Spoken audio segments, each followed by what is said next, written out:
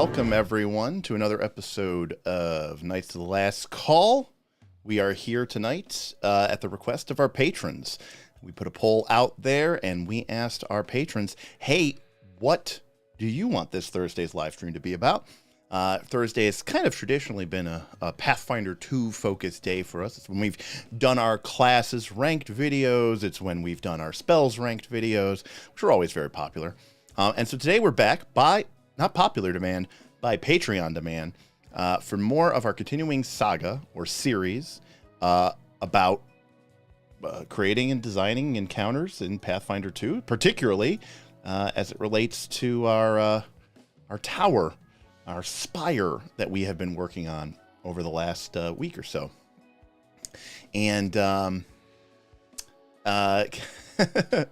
to say hello to everybody who is here. John is in the house. John looking great with his sponsorship logo. John is not only a hero in our Patreon, but he's also a supporter of our YouTube channel, has joined as an adventurer, gaining access to that cool loyalty badge. Thank you, John. Just wanted to give you an awesome quick shout out. Mark, I'm here to provide it for you, buddy. Unfortunate. Says loves the hat, reminds me of Mario Maker. Well, you know, construction hat. Abuelo, appreciating the content. We appreciate you, Abuelo. It's great to see you here. Boothby, I hope it's interesting. You know, I really need to get this into like a work mode. What I really want to do, and maybe this is something we can do later on as a benefit for our patrons, actually, it'd be a great opportunity, is to bring some of you on into these streams and sort of work collaboratively with you directly. One thing I'd love to do once we get into the studio is sort of be able to work with a guest or, you know, some of the knights and a guest, and then have like a producer watching and monitoring the chat and able to talk to us, to sort of be the voice or the speaker of the chat. That way I can kind of focus a little bit more on the subject material, but still be able to interact with you all in chat. I think that's part of what makes this so much fun for me, is being able to read chat. In fact, my whole setup here, as some of you may know, is my camera is right here, and it's actually set in a teleprompter, and I actually have a separate monitor in the teleprompter, so I can read chat while I am looking at the camera, and that way I don't miss anything while I'm talking. Kevin, I looked up where that soundbite came from, and I'm still not sure if it's a parody movie or a real movie about the evils of Dungeons and Dragons.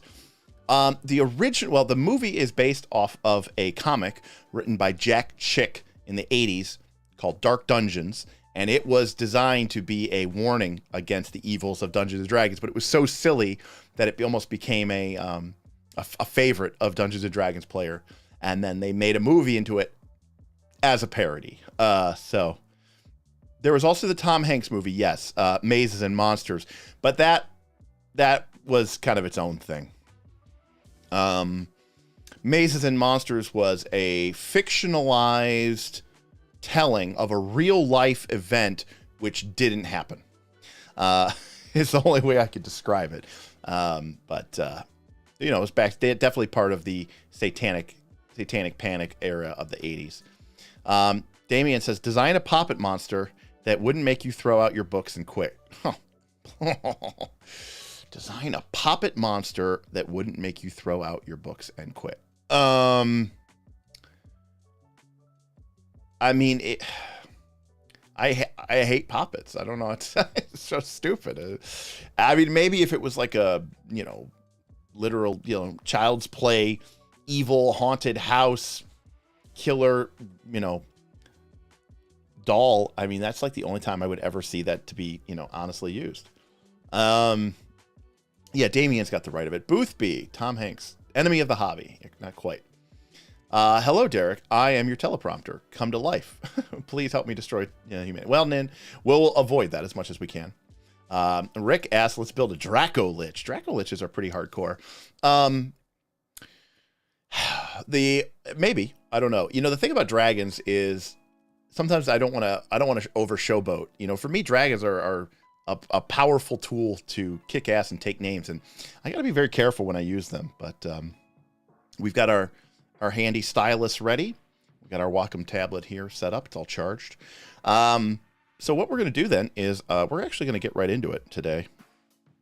What? No, 25 minutes of BSing. Not today. Today, let me close this here. There we go. Get everybody enough space here. So today we are really just going to be focusing on doing some work. So again, please, I may throw some stuff. Actually, one thing that chat can help me out without potentially is I may actually ask chat about some Archives of Nethys numbers. It might be a lot faster than me having to look up Archives of Nethys all the time, which would be really, really helpful and very, very useful. All right. Well, real quick, last time. Damien says, at least when I troll you, I give you money. Damien, I appreciate it. You know what, Damien, if we have time at some point, there may be a pop-it. I don't know if we'll make it to it today, Damien, but we'll get there eventually. All right. I'm not going to do too much of sort of, what's the word I'm looking for? Rehashing what we have already done. As a reminder, we started here with a sort of a brainstorm, the requirements that we would needed in order to fulfill a specific adventuring need. And in my case, it's for Northern Reaches, our massively multiplayer online tabletop role-playing game with I think it has over 75 players in it. But it could be, in your campaign, it might be a specific narrative or a specific element of the game that your players are interested in, or that they have caused and you want them to be able to explore this. So every adventure that you're designing, in a sense, has some sort of purpose that you are designing it for. And we have some requirements here about how long it needs to be and where it's going to take us. And then it sort of evolved. We evolved, I think, into this next. This was our. I just opened that. Got it. It evolved next into this list of ideas about how we would even structure this, and themes that we wanted for the dungeon. And we specifically said things about undead. We said things about darkness or vision, incorporeal, using frightened and fear as a common condition, and then positive and negative energy. That led us to talking about other concepts like how would we structure this thing? And that led us to this sort of design that's based around, 3 spires around a central tower core that the different players from Northport inside the campaign could potentially challenge and defeat each of the spires. And that will give them some sort of benefit or bonus, or otherwise make the final boss, the big bad evil guy, which of course is Helios the Hateful, formerly known. Frosty is in the chat, I think I saw, and that is Frosty's player character, now a malevolent NPC that I'm going to steal. And then we talked about encounter design and how I go about doing it. Ayo! We got a super chat for Frosty. Frosty says, shout out to Bob the Bloodthirsty. Thanks for killing me last night in Northern Reaches. May Helios haunt you in your dreams. Well, that is great stuff. Love it. Yeah, Bob racked up another nasty couple of couple kills there last night. So good on Bob for delivering the goods. Thank you, Frosty. Well, this is your doing, Frosty. Sparky says, if I am your research intern, I want you to sing my college credit. I want you to sign. I should mean sign my college credit sheet. PCs becoming prominent NPCs is easily one of the coolest parts of a shared world. Agreed, Nin. In this particular case, Frosty took Helios and decided to become branded, and branded meant that they accepted additional power in exchange for a portion of their soul with the diabolic contract devils who had appeared throughout the Northern Reaches. Turns out they were just agents trying to get a foothold in the material realm so that they could open up a portal into hell and begin a planar invasion. And once 13 souls were willing to sign over their power to the devils, which as the GMs, as the overlords, we did not control. If the players did not do it, then they wouldn't do it. But we had 13 people sign up. And so 13 was what was required, and it turns out that was what the devils needed. Their secret plan was complete, and they were able to bring forth a portal to hell, which is now known as the Desolation, a high-level zone within the Northern Reaches that has a bunch of bad stuff going on, including this tower here. Now, 3 of those 13 Forsaken actually ended up dying, and because they were branded by the devils when they died, rather than going on to some peaceful after rest, they became powerful servants of the forces of evil, and they are now known as the Forsaken. So, that is where we're at. So let's talk about what we're doing tonight here.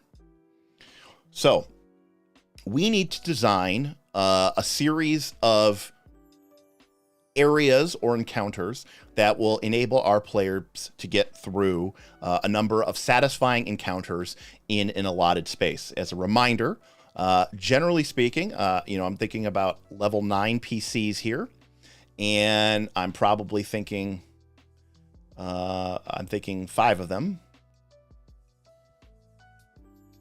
And so that's kind of our baseline.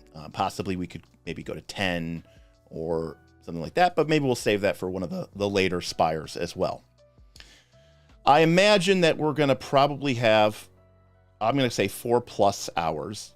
Probably it'll end up being somewhere closer to 5 hours as a session. And I would like for the group to have a chance, doesn't mean they have to, but they should at least have, I think, a chance to maybe try to make it through and get the big objective for this spire. And we said about this before, that each spire, right? Each spire is home to something that we are calling the Soul Vault. And what a Soul Vault is, it's actually, it contains the spirit, actually literally the life, of a slain PC that was killed in Northern Reaches, actually in a horrific fight against the Black Dragon, who is now dead.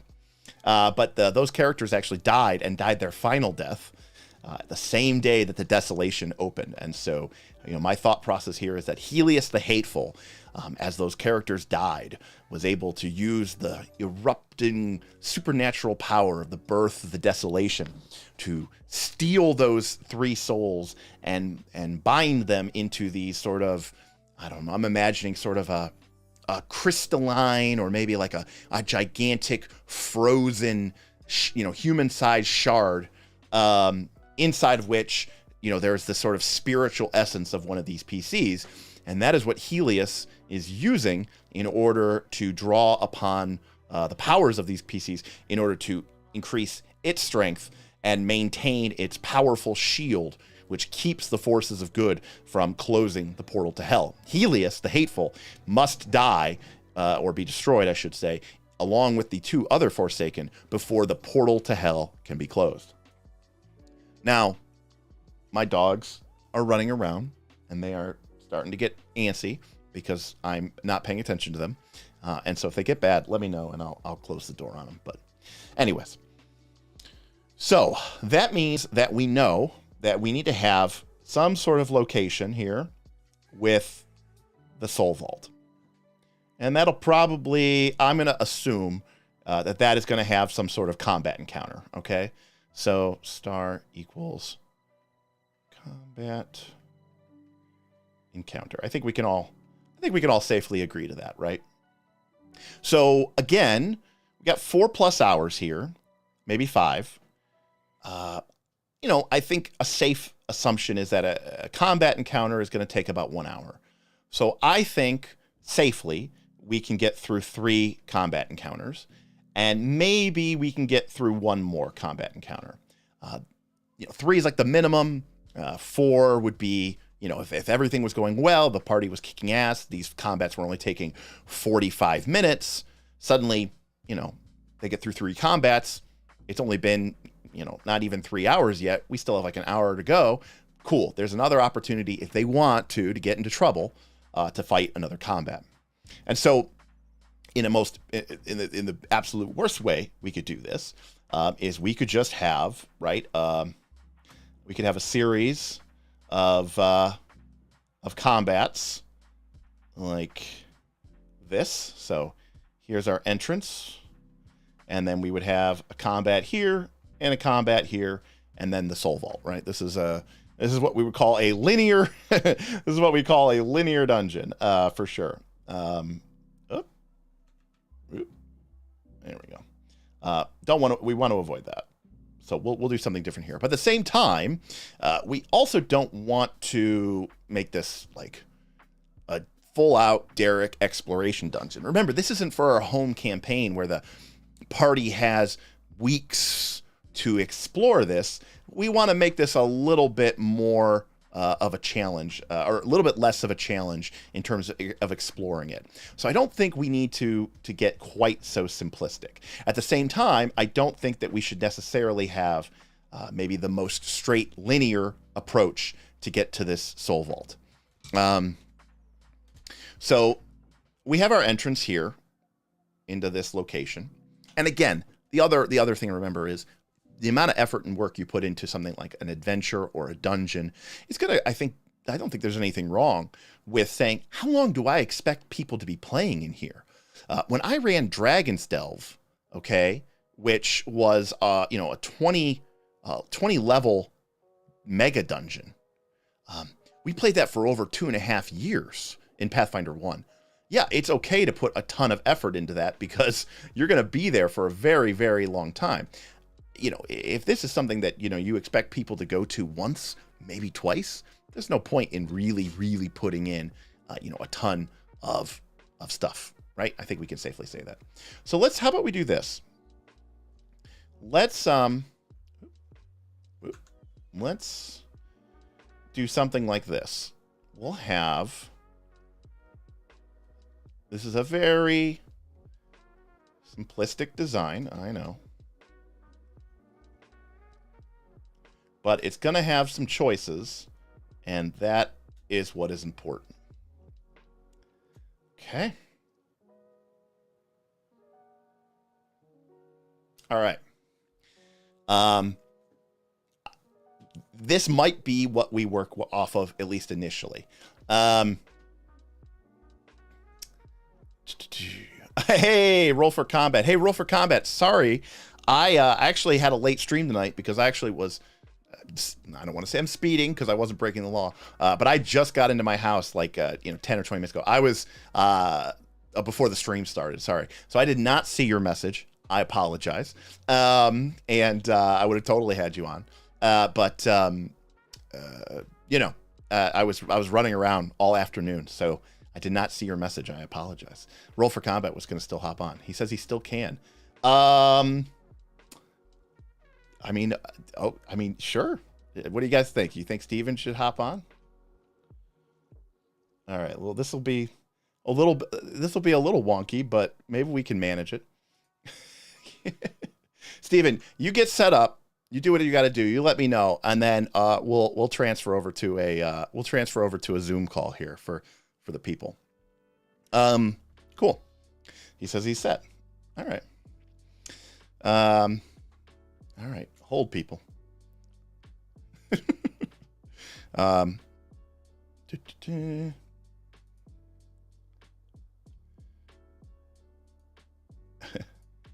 Okay.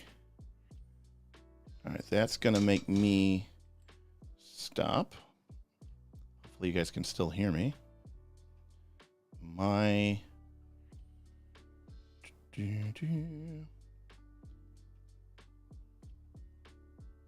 There we go. No. There we go.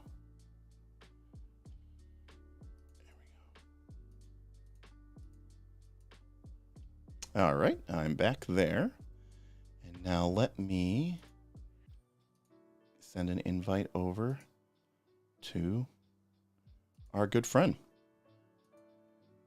Look at this technology. This is really pushing it, huh? All right, here we go. I've just sent the invite link over to Steven, and he should be hopefully getting it soon. Oh, there he is. That was quick. All right. Steven, I think everyone can hear you. All right. Test 1, 2. Everybody can hear you. Look at that. Look at that. We're doing this. Fuck it. We're doing it live. All right. Let me get. I was bored. I was like, no more sports to watch. What are you talking about? The Yankees won. I hate the Yankees. Oh, okay. Well, then we're fine. All right. We're bringing Steven in here. We got his video. We got his audio. That's right. And we'll be good to go. Look at that. Yeah, you guys, you have no sports either. Not well. We have the Browns, but that doesn't really count. That's what I'm saying. You have no more sports either. Yeah, exactly. Like 2 in a million or something like that. Yeah. All right. I think yay, we have encounters. Hey, he says weird seeing the non-reverse roll for combat video. Shadram says that was remarkably smooth. Lesser streamers had fallen apart for far less.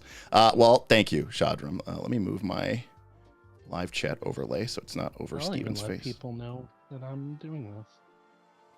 All right. Look at that. Ooh, I got someone. Yeah, I guess I never really thought about it. This is how I always see Steven. What do you mean? Well, they're saying because the image isn't flipped. Oh, right. Yeah. I guess. I don't know. Am I right? I don't know. Doesn't matter. Doesn't matter. Yeah, it was a heartbreaker, but the Guardians will come back strong. I like the Guardians. Yeah, they're a fun team. They're a fun team to watch. Yeah. Getting 2 walk-offs and beating the Yankees in the 9th, it was good stuff. All right, well, welcome, Steven. Yes, we haven't been. I've been busy. You've been busy, and yeah, I've been working hard on. What, Indigo? Don't do it in Adventure Path. but Vanessa Hoskins was hired by Paizo today.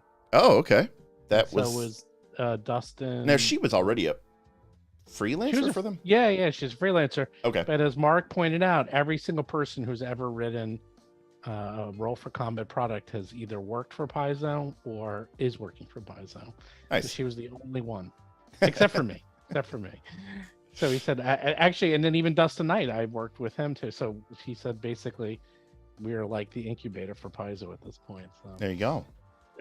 Very cool.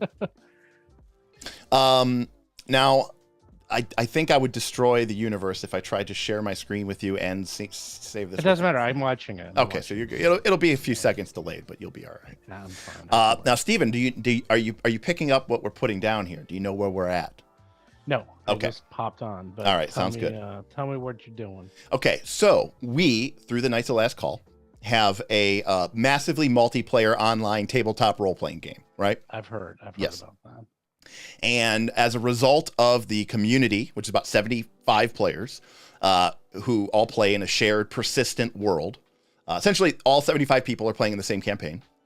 13 people sold their souls over to contract devils, and the contract devils were able to open up a portal to hell. And now 3 of those characters who sold their souls died after selling their souls, and they have become powerful agents of evil, undeath, diabolical power known as the Forsaken, and that's an obvious nod to Wheel of Time. And so each of these Forsaken inhabit or guard a tower surrounding the Maw, which is the portal to hell. And as so long as they live, the portal to hell cannot be closed. And so each of these 3 people must be killed by the community of player adventurers, typically the higher level ones, the elite of the group. Everybody else is trying to fervently level up before the end of the campaign so they can actually try to support and take things out. And this person needs to die. So actually one of the players who I think was in the chat, their character died, and their character was a cleric named Helios, like Heal-Eos.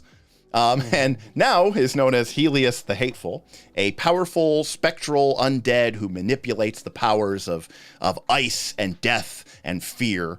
And I am designing their, I guess you would say their adventure, to be played by a number of parties or adventuring parties. And so the idea that we had from the last 2 streams is that there is a tower with a central core, and that is where the boss resides, here in the central tower. And he's very strong. He's very powerful. You could go fight him right away. If the party was high enough level, they could just waltz right in and fight him without having to go through any element of the dungeon. But the idea is that he's pretty powerful because he has, in 3 adjacent spires to the main tower, there are 3 soul vaults, which actually contain the spirits of permanently killed PCs that died during the campaign and he's trapped their souls, preventing their resurrection. And so if you can release these souls, not only will that weaken the boss, but it will also give a player their PC back. And so there's sort of an incentive to potentially do all 3, which will maximize the weakness of the boss. But it'll also help PCs get their PCs back. But if time is of the essence, you could just take out 1 or 2 or 3 or 0 and try to go fight the big bad evil guy yourself. Mm-hmm. So is that? Yes. All right. Sounds like it sounds like dodgeball. Okay, dodgeball. Yeah, because you have like the people in the holding area and you're trying to get them out. Yes, exactly. But the more people that are in the holding area, right, the stronger the one really, really good guy. Right, like dodgeball. Exactly. You want to get them out of the timeout area, whatever it's called in dodgeball. So I haven't played dodgeball in 40 years, but you know what I mean. Now, because of the nature of this, the season for our campaign ends in the end of November time frame. And that means that I realistically only have about 3 or 4 weeks to run people through this complex, which means that ideally, and it could be the same players' characters, it could be different player characters. They could share information with one another. They could keep information to themselves. So you don't really fully know at all what's going to be coming in here. And my objective is for each of these spires, is to create a sort of, I'll call it almost a convention game experience, right? Something that it is reasonable for one group to come in a 4 to 6 hour time slot, experience a couple of really fun encounters, maybe do some optional extra stuff if they are doing well and have extra time, and then ultimately, hopefully, culminate with them defeating or otherwise defeating the Guardian / releasing the Soul Vault, which will not only release a PC back to the players, but also weaken the big bad evil boss in the central spire. How many players go at a time? Is it like a normal party? So Northern Reaches, Northern Reaches could be pretty crazy. My expectation is it's going to be 5. Okay. So I'm going to base 4 to 6. Yeah, exactly. It's 4 to 6. I would say if I put this up as my listing, I would say looking for level 9 PCs, 4 to 6. And obviously, if you have more, but you're running this multiple times. Yes. But you just wrote it for smaller parties. It's not all simultaneous. Correct. I can only run it. I can only run it when I'm available. It's not. Right. Does it carry over between sessions? What happens, or is it each one is? No. It's persistent. So if party 1 comes in and the first party is like the shock troops. They're the guinea pigs. Sacrificed. That's exactly right. And in fact, that has been a recurring theme within Northern Reaches, which is that sometimes the first party who goes in gets TPK'd. Or gets wiped because they don't know what's going on. And each character gets 3 lives in Northern Reaches. And up until just recently, Raised Dead is uncommon, and nobody else has it. So you get 3 lives, and if you lose your 3rd life, that character is dead for the campaign, for the season. Recently, though, somebody did break the game, and we're allowing it, which is Raised Dead is uncommon, but Witch has a greater lesson called Lesson of Death, which gives them access to Raised Dead, but it itself, the feat, is not uncommon. There you go. So we said, and someone were like, "So does this break the game?" And it's like, "Oh, I don't think they'll allow that." And that's a feature now. Yeah, exactly. We were just like, "Hey, somebody played a witch and they got him to high level. Good on you. If they want to spend the rest of the campaign, raising it." What's interesting though, I'm going off on a bit of a rant. Witches are that bad? Not my favorite. I mean, when you have the wizard, it's kind of silly, but Well, I never play any of these characters. Okay, well, fair enough. It's all the same to me. If I played a character, it would probably well, you tell your story, then I'll tell a funny story. So the story is that Raised Dead actually has a real cost in the Northern Reaches, and it's not that the money, which is a cost, it's that time, right? The season ends end of November. When you get Raised Dead, you're like Clumsy 3, Drained 3, it's bad, Stupefied 3, and Feeble 3 for like a week. Yeah, it's really bad. And so if you die and get Raised Dead, which is great, you're going to pay a lot of money for that. But honestly, you're kind of like, yeah, I have to sit out for a week. And of course, in a normal home game, the rest of the party, you're stuck because you have two options. Either the end of the world is coming and the GM has to make up some sort of, the evil guy decides to go to Vegas and gamble for a couple of weeks instead of working on his plan while you guys recover because, the timeline paints you into a corner. Or you go, hey guys, there's no real pressing timeline. A week passes. Let's get back to it. Everybody's at full. But that's not the case in the Northern Reaches. If you have to sit out for a week, it's real time.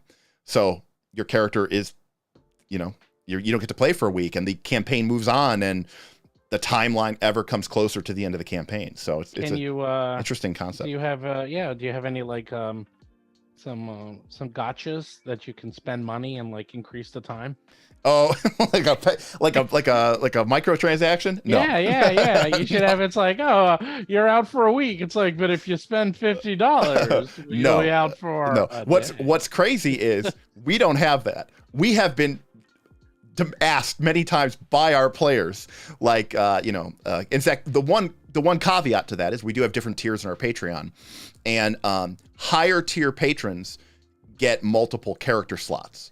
And so damn, I gotta play this damn thing. And so because when your character goes, unlike a MMORPG, when your character goes on an adventure, they get locked out because the idea is they're going out of the town. They're going to be back in 4 or 5 days. So if you play that character on a Monday, you might not be able to play that character again until Friday or Saturday. And so people were like, hey, I want to play still.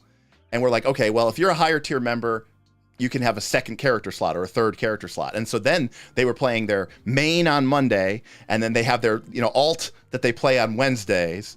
And, people have different characters. Like some people build their characters almost as mules or just as like craft support.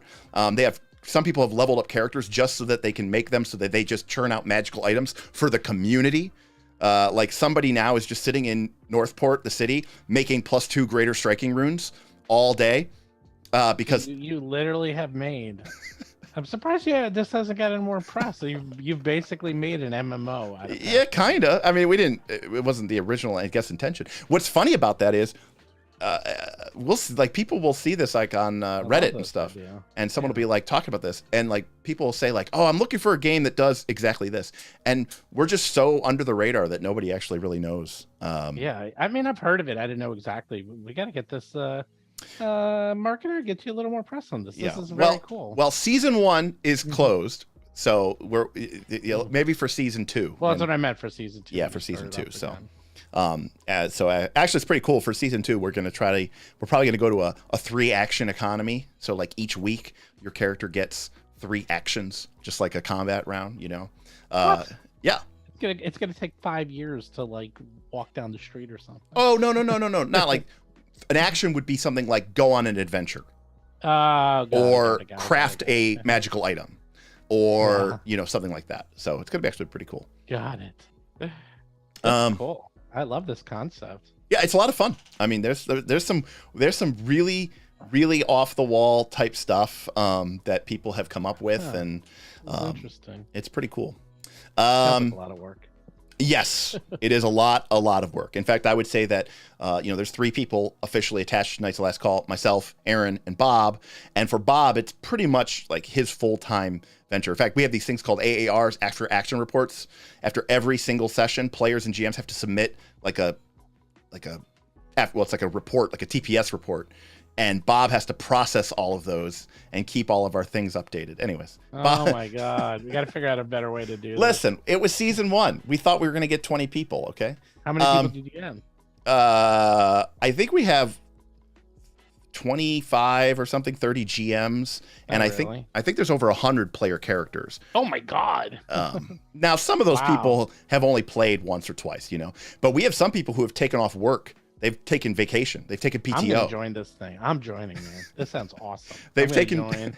Bob says 165 PCs. Oh my god, I'm definitely joining it, and then I got to figure out what I'm gonna play. People are already in our forums on our Discord talking about like, I know season 1's got to end and there's still a lot of stuff to do, but like, what are you making for season 2, man? Because one of the cool things about the season 2 is it resets. It's like a ladder. Yeah. So everybody gets to start from everybody kind of starts off with a clean slate again. So this is very cool. Yeah, it's pretty cool. Actually, what do you think of this? You see, here's my little sample.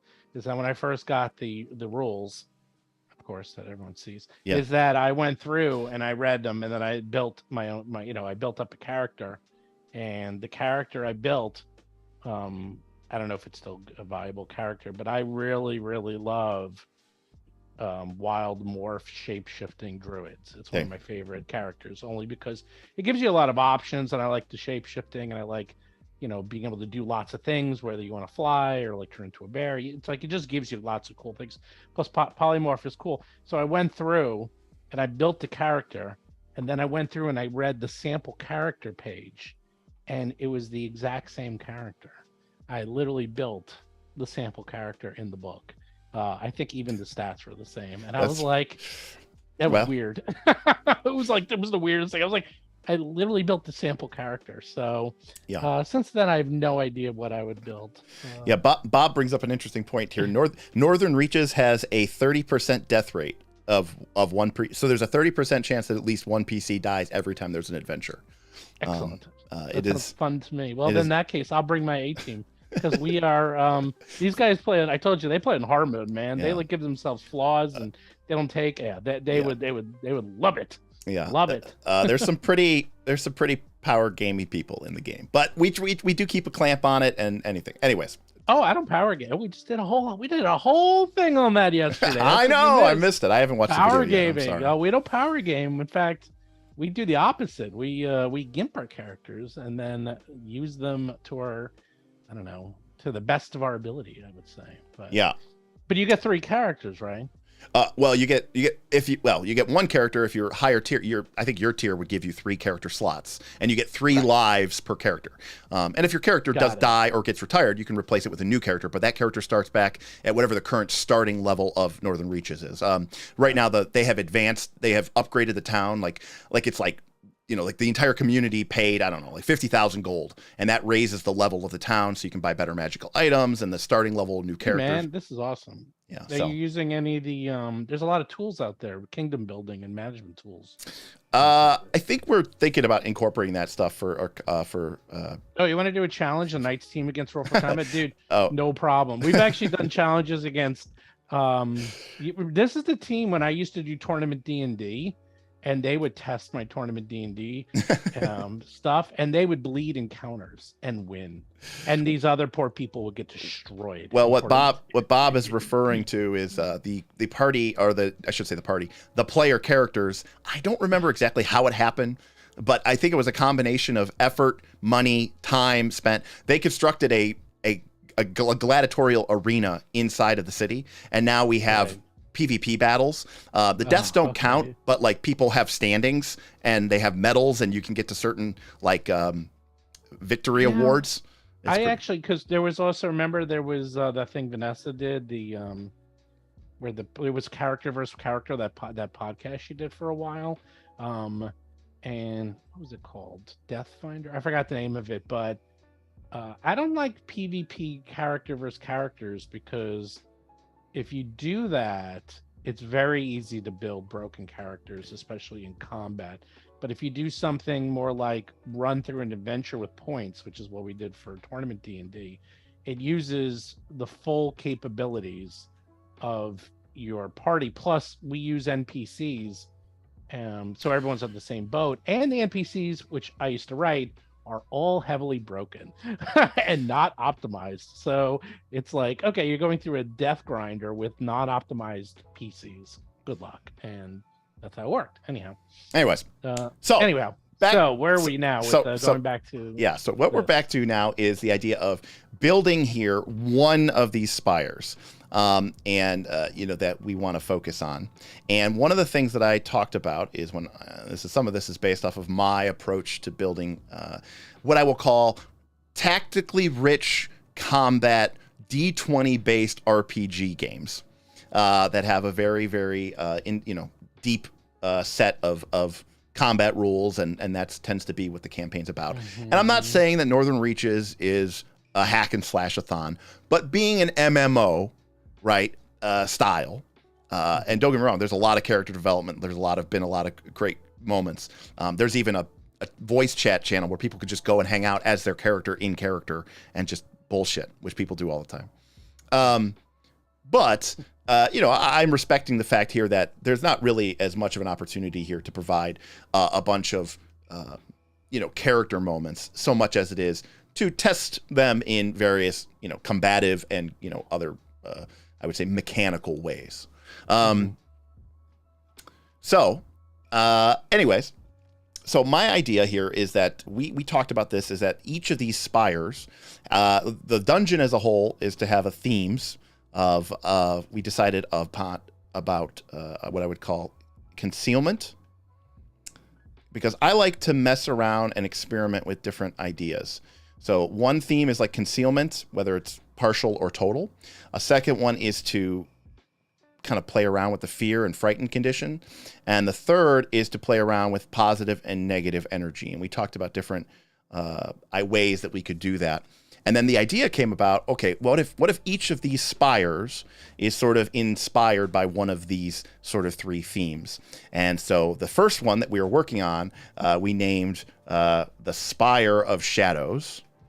And the Spire of Shadows is kind of leaning into this theme of, I want to create a series of encounters that are all, I don't want to say based around, but sort of challenging the party around their ability to deal with vision, concealment, and the similar type issues. Hidden. I really want this to be sort of an ongoing theme that is shown again and again and again as we go through these encounters. So what I was doing while we were talking is sort of sketching out a rough dungeon flowchart of how I want, or how I would see this basically progressing. And one of the things that I always try to do when I'm designing a basic flowchart for a dungeon is I don't want there to be the one path that you need to go to get to the boss. I design purposefully rooms and including counters that the party can bypass, skip, or not even have to partake in. And I try to make that an important part of my dungeon-based design. And you can see here that there are several routes, assuming that quote unquote the goal is to reach this soul vault. You can see that there are several routes that one could take that would take you through this dungeon, and that would ultimately lead to the soul vault. In particular, there's at least three that would avoid certain rooms or encounters. And then I also like there to be, like I said, opportunities for extra rooms or extra encounters that if the party is doing really well, this is more of a thing from running con games, where if I design a 4 or 6 hour encounter or adventure for a convention, and the party kicks ass and takes name, and we got an hour and 30 minutes left, nobody wants to leave early. So it's always good to have some extra stuff that the party can go do. And so while the primary goal might be to release or destroy this soul vault, I think it's a good idea to include maybe a couple of secondary goals as well within this dungeon space. Maybe there's something here that the party doesn't have to go here, but they could go here. And if they do, maybe there's a nice reward for them. Maybe it helps them in this battle. Maybe it's a powerful magical item, that kind of thing. So if that makes sense. I have an idea. Okay. If you don't mind stealing. No, I mean, listen. I like this idea. So one of my absolute favorite movies. Do you watch Kung Fu movies? Some, but not a lot. Okay, you're not a Kung Fu master like me. No, I can't say that I am. So you ever watch the Shaw Brothers? No. So there is a movie called 5 Elements Ninjas. Okay. In 1982. You can easily find it. One of my favorite movies ever. And at it's without giving it away. Basically, it's all about these ninjas, and it's a group of ninjas. Their school is infiltrated and destroyed, and then they have to beat the 5 element ninjas to defeat the family. And then at the end, they literally have to go through and defeat first like the wood ninjas and then the fire ninjas. I like that idea of themes. And then it's like was it water, wood, fire, air, and then like the final, I forgot what the final one wood, earth, gold, water, fire. That's it. And each one required them to do different tactics and fight them. And I love that idea of the concept of like, it's just also fun that you go into different rooms and then you're like, oh, and that's like a World of Warcraft thing, how they always had like the different areas of like, you know, here's the horror area and here's like the fantasy area and here's like, you know, you have the areas. So I like that concept of like, you go into this room, it's all dark. Now you got to like stealth, or you go into this room and it's water. You got to deal with water, which is a nightmare, or you got to deal with flying and everything's flying and you're floating and you can't touch the ground anymore. Things like that. I think somebody was mentioning too about this idea in the chat, I think before, about different energy level or something like that. I can't remember if I missed it, but someone might have said something similar. Mm-hmm. So let me counter-purpose that. let me propose something different. Mm-hmm. So one of the things that I talk about in my experience, this is my experience, mm-hmm. is I believe that encountering the same let me start from the beginning. One of the biggest hurdles or problems that I have with a complex D20 game like Pathfinder 2nd edition is there is a lot of information to be gained about a creature, about what are its strengths, what are its weaknesses, what is it immune to, what is it resistant to, what is it weak to. Does it have a good armor class, bad armor class, good fort save, bad reflex save? What are its powers? What can it do? Oh, it can grab. Oh, it can knock down. Oh, it has a breath weapon. And there's so many monsters. Mm-hmm. And when you encounter this creature, nowadays there's so many monsters. Even if you've read every bestiary, it's like, oh, well, this is from Bestiary 3. This is from Battle Zoo Bestiary. You haven't read this one, or you don't have this one memorized. This isn't a monster that's been around for 50 years, right? You throw a troll at people, people know what a troll is, right? If you throw I don't even know, some random monster, if you throw a Knotsman at the party, they may not know exactly what a Knotsman can do. Mm-hmm. In some cases, you can surmise, but sometimes monsters are weird and you have no idea what they're doing. And I think that's okay. I think there is value in the party encountering a monster for the first time and not knowing what they're up against.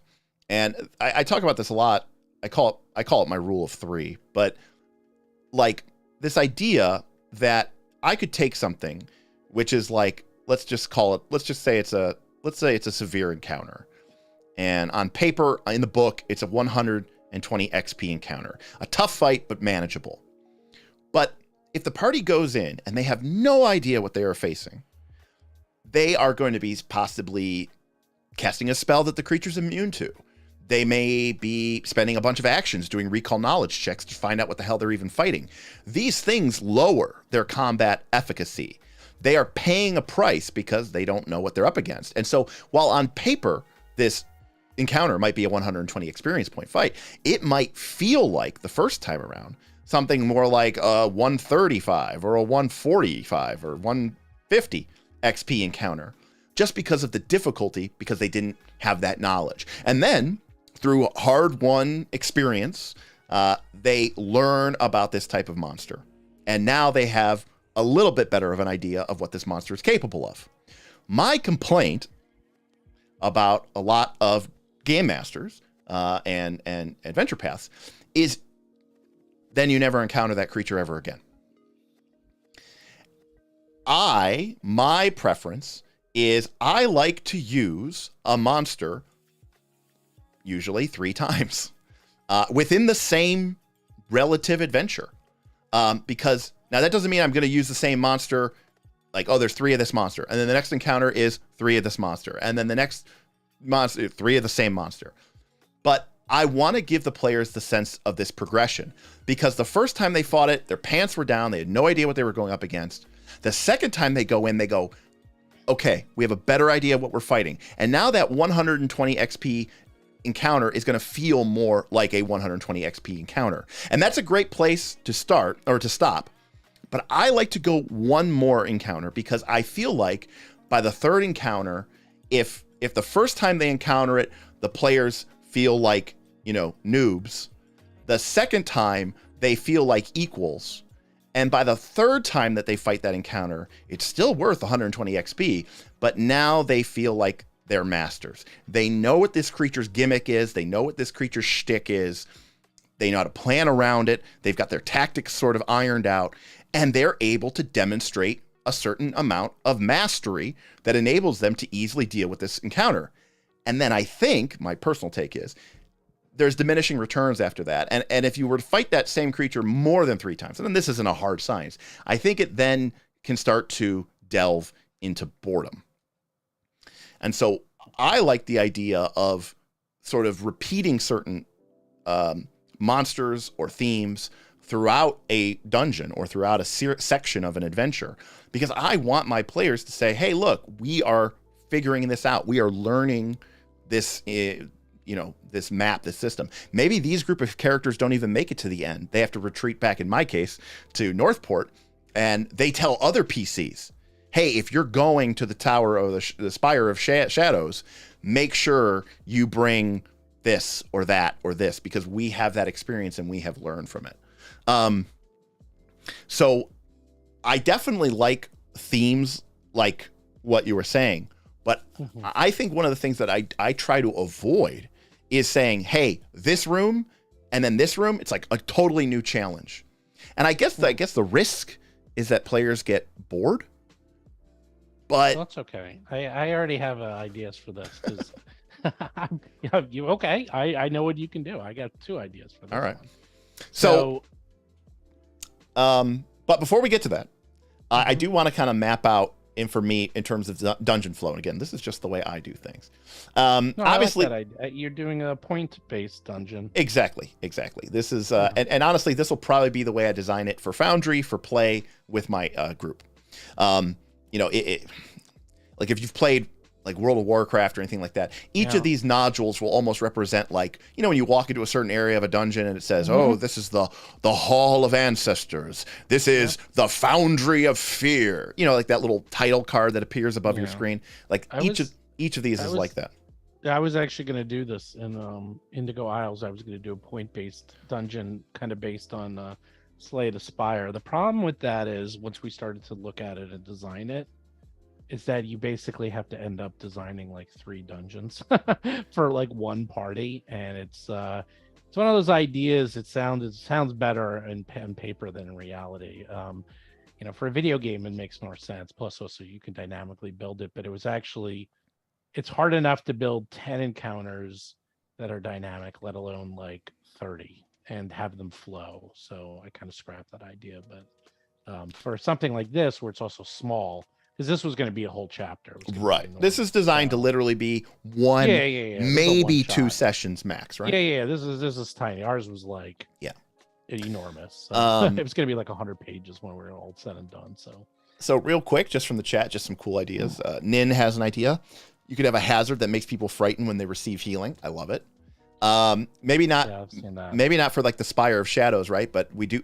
Again, the themes are fear, concealment, and positive negative energy. So one of the spires is called the Spire of Terror or something, or the Spire or something like that, a Spire of Dread. And so maybe that would be a cool effect, Nin, for that. Kevin says, and make sure that the monsters have an axis that you can be better at. A sack of hit points with strikes doesn't really have that. Kevin, I completely agree with you. And Sparky, lastly, says, a monster uses magic circles concealed in the room. They can seek out and destroy the circles while holding off the room's monsters, or just go at it with it, but have to deal with its nasty actions. That's very cool, too. I like having auxiliary goals for a combat. So one of the things I want to do real quick, though, is map out how this would flow. I want to have a combat encounter in the first room. I mean, it's the first room. It makes sense, right? It's the our entrance to the chamber. I think we're okay with that. We know that there's a combat encounter here at the end. But remember, I said before that given the time constraints, I think that 3 full combat encounters is a given. But if the party does particularly well, they might be able to squeeze in a 4th. And so I want to make sure that the paths that they take through the adventure don't necessarily generate 4 combats unless they are going for bonus. So if they have 1 combat here and they have 1 combat at the end, for example, it means that this path can only have 1 fight. And maybe this path can only have 1 fight, and this path can only have 1 fight. So that suggests that I should put a combat encounter here. So maybe we do this. Put a combat. Or are you gonna let them? Are you gonna do like the Hades / Slay the Spire? Like, I've not played Slay the Spire, so I do not know what that means.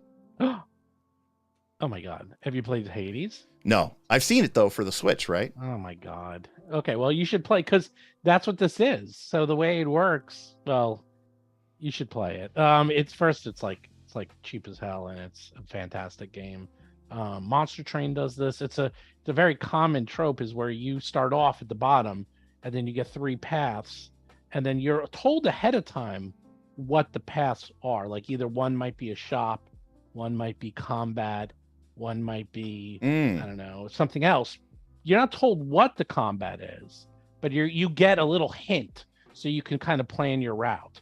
And you're literally given this, like what you're drawing is the video game, and then you go down the path. That's why I'm like, you gotta play it because you're gonna be like, oh my god, I gotta let my dog out. Hold on, that's all right. I just hate most video games. Swing Ripper says maybe if there's some sort of Spire Shadow, maybe make it so that magical light caps out a dim. Swing Ripper, I think we're definitely going to be doing stuff here with playing around with light. And it's literally Slay the Spire, man. It's a spire, like you're building. All right, I believe you. I'm saying give it a try. Or you know what? You don't have to play it. Just watch some. The last video game I played in like the last 10 years has been Warhammer Total War. Warhammer. Oh, wow. All right. Well, at least watch a video too, because it'll show you what I mean. Because one of the things Hades does this too is that you're often given an exit, but it tells you what you'll usually have 2 to 3 exits per room, but it gives you a hint what's going to be behind those, and you can't go back. It's always one way. So this way, they get a little bit of agency of like, ooh, do we want to fight or do we want to? Yeah, absolutely. Kevin says they really should have called the game Total Warhammer. I agree, because it's Total Warhammer. It's just crazy. Swing Ripper has 140 hours into Hades and 100%ed it. Yeah, we got a lot of video game nerds in the Discord. Okay, so generally speaking, I like this sort of layout here. If the group makes their way through these encounters, there's a couple different paths that they could take to get to the Soul Vault, and then we can have sort of 2 secondary areas that sort of represent bonus encounters. You don't have to go to these rooms here with the secondary priorities in order to actually complete the dungeon, but you could if you wanted to. And there's at least a couple different ways that you could go to the Soul Vault. So generally speaking, I like this layout. So now what we need to do is we need to design some combat encounters, or at least sketch them out. So I wanted to talk about that concept. So that concept, okay. So I've seen it done a few times. First of all, I did it in Indigo Isles because, and I'm an Indigo Isles kick because I've been editing it nonstop recently. Every monster in it, we use Battles of Bestiary, and you know what? You're gonna eventually run out. So we actually do that where you might encounter the monster at level 4. I'm not gonna give spoilers, but you might encounter a monster. But then you encounter the same monster later, but it ain't the same monster. It's the super powered version. And then you might even encounter later at like level 10, and then it's the super duper powered version. So it's the same concept of that you encounter the same monster, like in a video game where you get the regular version and then the enhanced version each time. So you do know a bit about it, but you don't know everything about it. And then like the first time you fight it, you're like, oh, okay, it charges me and does a lot of damage. And then you fight it the second time, and everyone's like, okay, it has charge. Everyone watch out, don't clump up together. Right. And then it does like a lightning bolt or something. You're like, oh, okay, that's new. Right. You know, like so you get something. Absolutely. And I think that is something that I think is really cool, and it's something that I kind of want to discuss and talk about. Okay. Mark says, but how do you do that? Well, Mark, we'll try to answer that. Now, the other thing, Stephen, that I do when I design Pathfinder adventures or encounters, I use 4th edition / 13th age style nomenclature for how I design a combat encounter. So, we're gonna have minions. Well, we're not just gonna have minions potentially, but we're also gonna have roles. Okay, so I love minions. I a lot of times I build my own Pathfinder 2 monsters. I don't like bestiaries, which is why me saying Battles to Bestiary was a great product. Was a really big deal. But mostly because I know what I want my monster to do. Right. I'm very utilitarian in the way that I use a foe. I want my foe to do something very specific. And so I always have to, I always feel compelled to kind of create it on my own. That doesn't mean I don't get inspiration. It means I don't use things as a template, but. And that way you can never be, you can never be checked on by your players. That's not as much of a problem, because when I play Pathfinder 2, like on Foundry, if a player gets a critical hit on a recall knowledge check, I share the monster profile with the party. I make I make the visibility public, and they can just double click on the monster and get the full character sheet, every single thing about the character. I tell them everything. I don't do that. I just tell them. I don't want to be bothered. Don't ask me. Look it up in the character sheet. Oh, wow. I know that when I've played with like Aaron as my GM, if someone critically hits on a whatever, he'll say, you can just look it up on Nethys or look it up on in the bestiary, and you can just have the stat block for the monster open. There you go. Agency. But but how do you do that if you homebrew everything? I guess you have to share it with them. You have to share it with something, yes. I mean, if it's like literally like, it's only up here, well, then I guess you're kind of in a shit out of luck position. But if it's in Foundry, you do have to put something in a Foundry. So I was just thinking, the only thing I put into Foundry, the only things I put in is the armor class, their saves, and their attacks. I shortcut sometimes. And hit points. Yeah, that's it. That's all I put in. Yeah, when I'm making a monster in Foundry, I'll shortcut sometimes. Like I won't necessarily put in every single skill or whatever like that. I don't put in any of that. Yeah, I put in I think athletics, and that's it. Yeah, right. Like something you need to know. Okay, so I don't know where to start with this. I have several ideas that I kind of want to talk about. For what monsters? Well, so part of what I do also is I have this idea of themes. And actually, I was walking my dog earlier today, and this is kind of what I thought of. So one of the things that I like to do is create what I guess I will call, for lack of a better word, ancestries. And I will use that ancestry multiple times throughout a dungeon. And that ancestry, all basically, like an ancestry would, all have like one set of abilities. And that will get repeated again and again and again and again. But the monster itself is different. So the way that I design monsters is it basically has an ancestry or a race, right? Yeah. Plus a role. Yeah. Okay. Yeah. So for example, in my mind, I'm going to create an ancestry. I'm thinking something incorporeal, something like a shadow. I'm just going to call it a shade. Okay. Mm-hmm. Yeah, we're doing that with Agents of Edge. Not Agents. The Extinction Curse. You're fighting Zolgas. Okay. Endless Zolgas. Right. They all have a stinky aura. Every single exactly. Exactly. I want all shades to have a certain property. And when you first encounter a shade, you go, I don't know what this thing does. And then you fight it, and then you realize, oh, all these things have this. And by the time you fight the shade for the third or fourth time, you go, we got this. We know how to handle this. This is difficult. But like, as opposed to something like if we take the Pathfinder bestiary, right? It has the troll in it. And you fight the troll, and you go, okay, I know what a troll does. Acid, fire, regeneration, the whole 9 yards. But every troll, right, is kind of the same. I like to create different roles for these ancestries. So, for example, this is using the 4th edition terminology.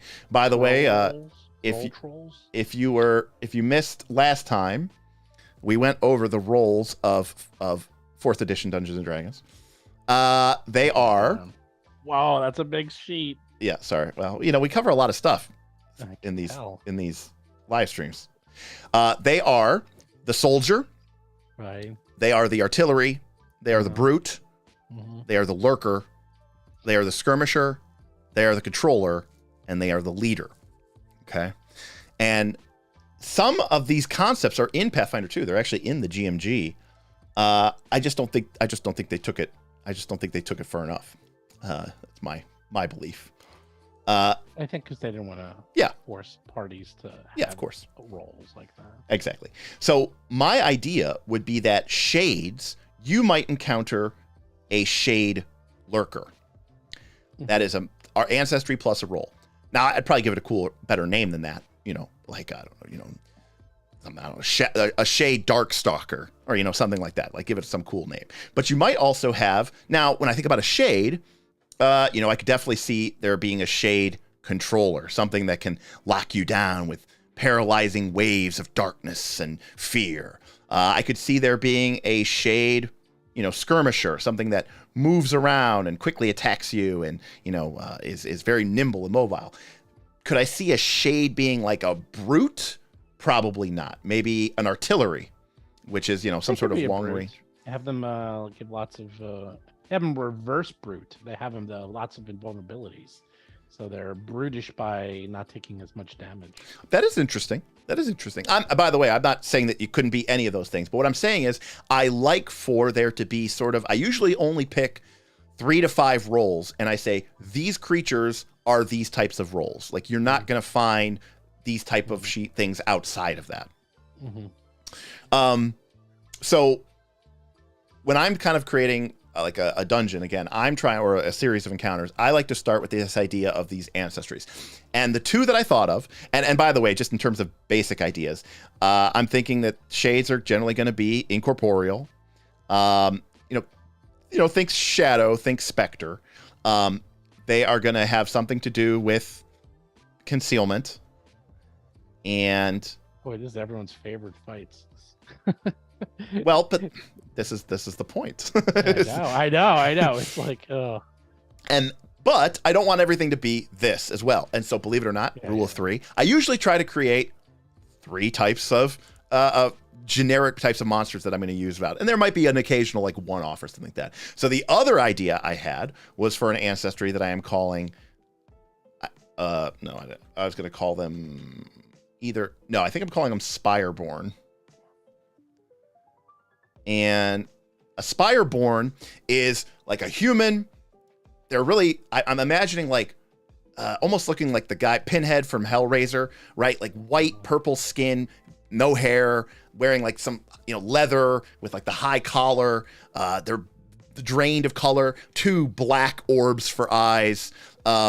And these were like maybe the humans or demi-humans that existed in this region when Helios came in. And while they are still technically, they are not undead. They are definitely, humanoid. They are alive. They are sort of twisted by this powerful evil. And I like the idea of them being sort of frost themed, cold, like the icy touch of death. They are as close as the living could be to death without actually stepping over to the boundary. Maybe their soul was, soul in the same vortex which created the soul vaults, and now they are these husks of being that do not have, the warmth of life, but they still exhibit these, behaviors. And these are just, thematic ideas. And again, for me, for a Spireborn, I could easily see them being soldiers, leaders, also skirmishers. But I see these people as being a little bit more militaristic, a little bit more, not as, like, I don't see them being a lurker. I don't really see them being something that maybe uses artillery. They're more of a get in your face and attack. So maybe this is where there is, a brute, maybe, question mark. And so I usually would create a third one, but I thought I would start with a basic idea for an encounter. We kind of designed this the other day. Now, this is the way I design encounters in 4th edition. I basically say, okay, there's a room. In this case, it's a wide room. I assume that the PCs are entering from some direction. And then there's encounters or things that need to be dealt with. Usually, I mean, the most basic adventure combat situation is there are monsters trying to kill you. Kill them all. And how do we deal with that? And so we talked about before about how I usually use rolls to sort of define what these attacks are going to be, you know, how this combat encounter is going to play out. And so I like to imagine that in this encounter, we have an artillery who is going to be shooting at the PCs. And the artillery is a glass cannon, low hit points, low defenses, very high damage, very high attack, maybe even more so than Pathfinder 2 would normally allow you to do. And so the PCs are naturally going to want to engage that and you know, destroy that. And so we add a soldier in the center. The soldier is going to try to prevent the party from engaging this artillery creature. But then if all the frontline characters go forward to deal with the soldier or deal with the artillery, then we have 2 lurkers who can engage either the back of the party or the soft underbelly of the cloth casters and the like. So the party wants to move forward and engage and if they do that, then the lurkers can come in and sweep in and take them out while they're vulnerable. But if they spend their time chasing after the lurkers, then the artillery is going to continue to just destroy them and beat them into oblivion. How does the party beat this? I don't know. But you know, it's Pathfinder 2. You have, I don't know, 2,700 feats and 1 million skills.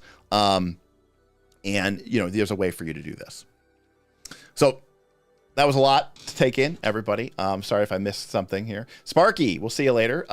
Room with the powerful item locked on altar. Riddles with cubby underneath them. Walls placed on the answer. The items are hidden in the rooms, but there's also common adventure items like ropes, so you can shortcut. It's an interesting idea. I like puzzles. That might be a good idea. But Sparky has to head out. So we need to design for this encounter some creatures. And I'm imagining that it's going to be somewhere. We have 5 PCs. This is Northern Reaches. Combat tends to run pretty hot, pretty difficult. So a severe encounter with 5 PCs is 150 XP. An extreme encounter with 5 PCs is 200 XP. So I imagine that we are going to be somewhere, you know, it's the first fight. We don't need to be super harsh. Hey, we got a $20 super chat from Joe. Joe says, I had a message saying that I'm also using the 4E roll templates for my PF2E Horizon Zero Dawn theme game. All my machines have the same base template, but all have unique rolls and power levels. Great structure for gaming. I agree, Joe.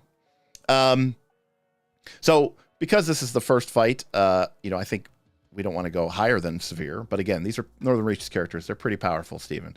So I think we can go with 150 XP, and that we have 4 creatures. So we have a lurker, and we have another lurker that probably are the same creature, and then we have an artillery, and then we have this soldier, and we have to spend our 150 budget. So maybe the lurkers are 30 each, and that's 60, leaving us with 90. And then we could make the artillery party level, and we can make the soldier party level, 40, 46. So this is 140 XP. Little bit less than severe. It's the first encounter. We'll let it slide. You're like, I'll be like, we're gonna make it easy. Severe. It's Like, really? It's 10 XP below a severe. Remember, this is 5 party members. That's true. Oh, that's true. That's 5 parties. Yeah. So 150. So this is the equivalent of a 110 XP encounter. Yeah. No, you're right. And of course, we're designing this for level 9. So that means these lurkers will be level 8, and then we'll have a level 9 artillery and a level 9 soldier. So that is that's the basics of how we would design this. So now let's build at least one of these creatures. Damn. Now, again, this is where maybe chat can help us out here. They could throw this. You could have an artillery shade that is literally the shadow of the Spireborn. That they can only be attacked on walls where a shadow of the Spireborn is being cast by a light source. That's pretty cool. That's like a nightmare to keep track of that. That's pretty cool. I don't know about that. You know where the light sources are in a room. So for a lurker, we'll do our lurker first. So we are going to make this a shade lurker. And it's going to be level 8. So the first thing we can do is we can start with the basics. And this is where Archives of Nethys, and this is where the GMG guidelines can really come in handy, right? We need to figure out that, generically speaking, now remember, some of the things that we add to this might affect this later on, because we know that this creature is incorporeal, but let's be real with ourselves. Everybody is going to have a magical weapon. The question is whether or not they have a ghost touch weapon or not. That's the real question, right? No one's going to be attacking this thing with non-magical abilities. So the only thing that really matters here is the ghost touch ability. But it is something we have to keep in mind, that this creature is going to have, I don't remember what incorporeal resistance at level 8 is. It's probably somewhere between 5 to 10 on the resistance. Now, so this is where Chat can help us out. We also need to need to at least start with a baseline. We're going to need this creature's hit points. We're going to need their armor class. We're going to need their fort save. We're going to need their reflex save. And we're going to need their will save. Boothby says resistance 5. All right. RPG Superstar.com. You can have the build the whole monster for you. Right. There are tools online. The Battles of Bestiary, the Superstars. The Superstar online one. There's also the one I think from PF2 Tools. We use the same one kind of. So remember that for each of these values, we need to pick something that is either low, medium, high, or extreme. Now, remember from I'm going to swap over here real quick again. Sorry. From our previous discussion, and normally you would have this kind of written out. From our previous discussion, a lurker tends to use hit and run tactics. They are mobile. They are slippery. They tend to have lower armor class, but yet have a high defense. What does that mean? It means that they, if you're just attacking them straight up, you're going to hit them. The reason why they have a high defense is because they have things like invisibility or concealment or stealth or some sort of gimmick that lets them strike and slip away. If you can strip them of that gimmick, they're easy prey. If you can kind of catch a lurker, catch them looking, they're in real trouble. They tend to have one big attack that usually relies on them in being some sort of lurker state, and then that needs to reset. And I use the example here of, when you think of a lurker, don't think of your traditional D20 based rogue. Think of more of like a first edition style AD&D thief, right? With the backstab ability. The rogue might spend a round or two setting up and then deliver this massive attack, and then they have to like reset it. It's not just enough to just flank people. I said maybe, be inspired by, people being flat-footed or things like that. They need to have something going on for them to be able to deliver their attack. So in my mind, this creature needs to sort of highlight those components. And we mentioned before, so like as a reminder, right? Mobile, hit and run, and what did I say? Oh yeah, low AC, but high defense. What are you doing? You're doing the lurker? Yeah, lurker type creature. So I don't have actually Archives of Nethys up, so this is where the chat will come in handy. So for the armor class, now I understand that this is Archives of Pathfinder 2, like using low is kind of a death sentence. Not many things are going to actually ever use low. Intelligence? Yeah, except for intelligence. But I think, for something like, again, we have low, medium, high, and extreme. I think for something like a lurker, though, something in this low to medium bucket is probably reasonable. Again, remember that the lurker is not supposed to be able to survive in a stand-up fight. They are supposed to strike, get out, rehide, be difficult to track down, and then when the time is right, they come back in and they deliver kind of another attack. And like imagine like a magus if the Magus had like a really bad armor class and low hit points, right? Like this one massive, huge spell strike, and then he's got a recharge, but while he's recharging, he's really weak, so you have to give him abilities sort of, looking at that. Boothby says, eyeballing level 8 critter ACs, most around 26 to 27. The low end is 24.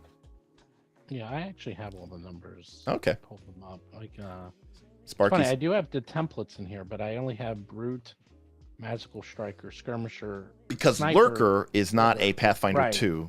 Correct. I don't have that in here. I don't even know what it would be. I'm like sitting here trying to figure it out.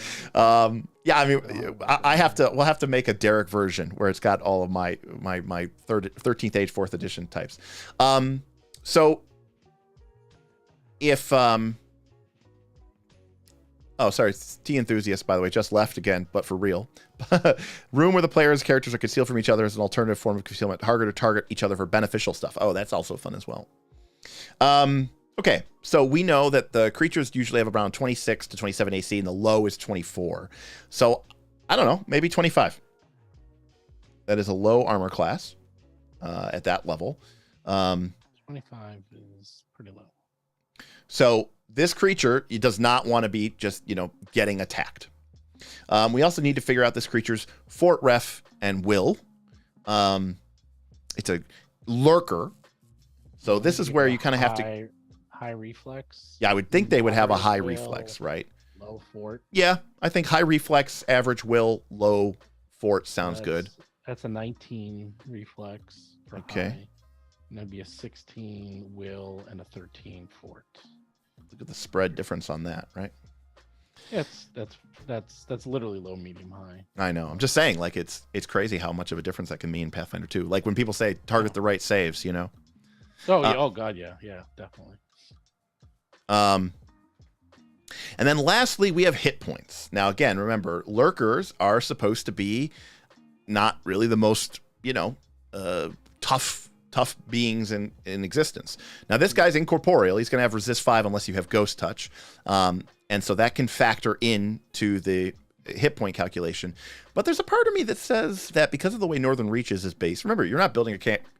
We're not Steven. We're not having to build a creature that has to, go out to thousands and thousands and thousands and thousands of players, right? That's going to be written down in a book for perpetuity for all time that people are going to judge the hell out of, and annoying YouTubers are going to make critique review videos about your monsters. We're just making this monster for us. Part of me likes the idea of this creature actually having reasonable hit points. And that, yes, with the resist 5 from the incorporeal, you're going to have a hard time getting through this creature. It's going to behoove you to have ghost touch to deal with this. Yeah, I would make. Well, low is 101.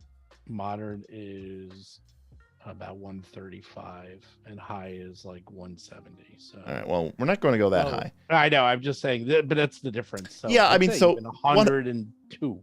100 hit points is like, or 99. Right around there. Yeah, that's pretty low, but not so low that I mean, geez, it still sounds like in Pathfinder 2. Some of these numbers sound so high for level 8 creature. I mean, it's just we've been playing. I don't know. We're fighting 13th level, and all these creatures. They literally had to do 1,500 hit points worth of damage in one room to like kill everything. It's like, but they're doing it though. Like my monk is hitting 50. He does 50 points a hit now. So. Yeah, no, I mean you're right. It's also one of those things that then when things are doing 50 damage. This is another complaint about Pathfinder 2. When things are doing 50 damage a hit or 40 damage a hit, 50 damage a hit. Resist 5. It adds up. 50, 45. Actually, I think what it does is it actually just punishes. It punishes a certain type of character. It punishes the multiple attack, low damage character more than it punishes the single wham bam character. Or the ones like the monks that can combine all their damage, which is huge and things like that. I mean, yeah, that is true. I guess you have that. All right, so Boothby says the level 8 animate dream incorporeal creature has 110 hit points. That works for me. 110. Yeah, I mean that's fine. Somewhere around there. So that works for me. So or are you giving them resist 5 everything? Because I've seen it goes up to resist 10, believe it or not, for level 8 incorporeal. I mean, we could. That's a huge difference. Resist 10 versus resist 5. Yeah, I mean, talk about that's a gargantuan difference. Yeah. So here's what I'm going to do. I'm going to say this. Now, does this make the monster more complicated? Yes, but I'm making this monster for me. You're making this monster for you. I am going to give the creature resist 10. Yeah.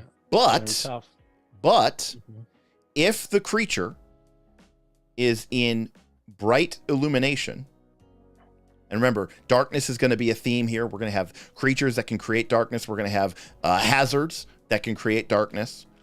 If the creature is in bright illumination, we will say that its resistance drops down to, what do you think, 5? Or maybe does it go down to 0? Is that a way to beat the punch through the resistance?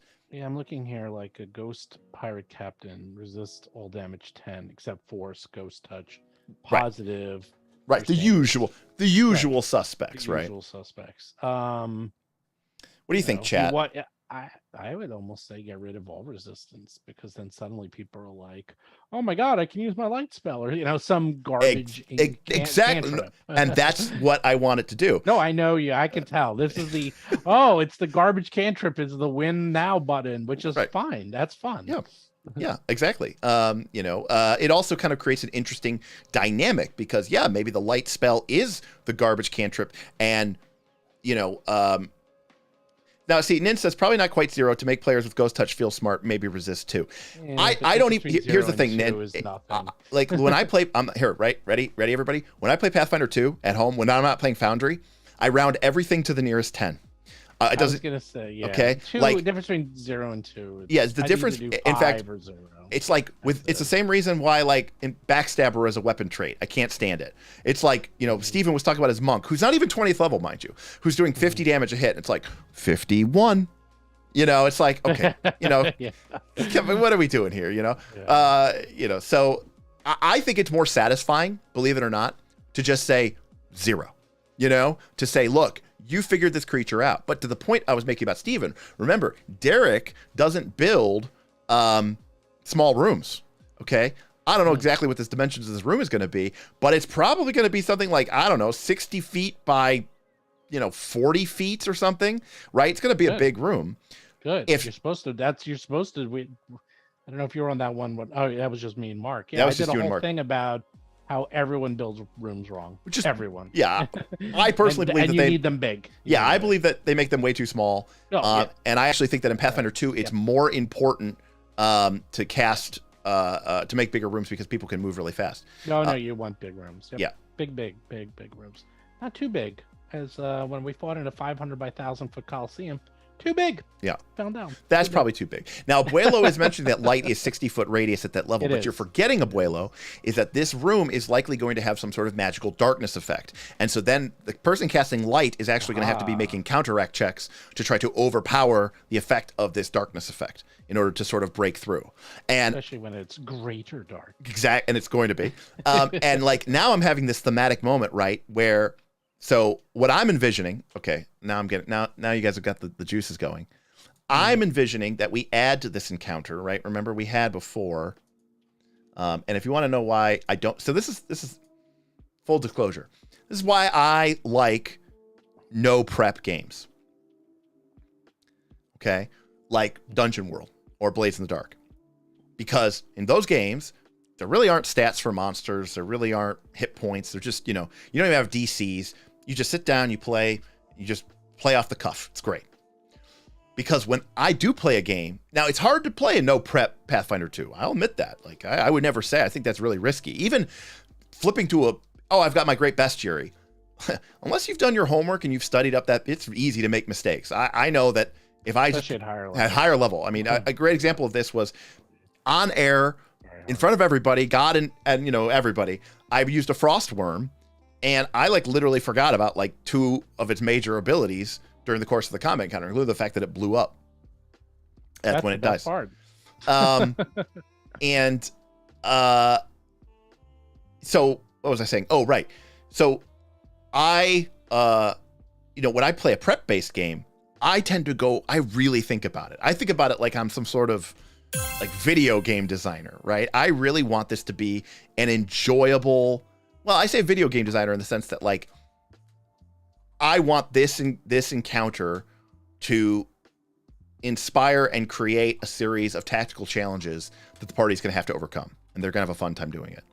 But I also want this encounter to be a teachable moment that is in fact instructing them about how encounters for the rest of this dungeon are going to be situated and structured. And so that the lessons, because I don't want the party in round 4 or 5 of this combat to be like, oh my God, that was a slog. We finally figured out what to do and we did it. And now the lesson that we learned will never come up again. It's like, I want this to be a recurring theme. We got a super chat from Rain Hunter. I also like to have creatures like these have spells and abilities with the light trait, ignore the resistance as well. Oh, okay. That's kind of a cool idea as well.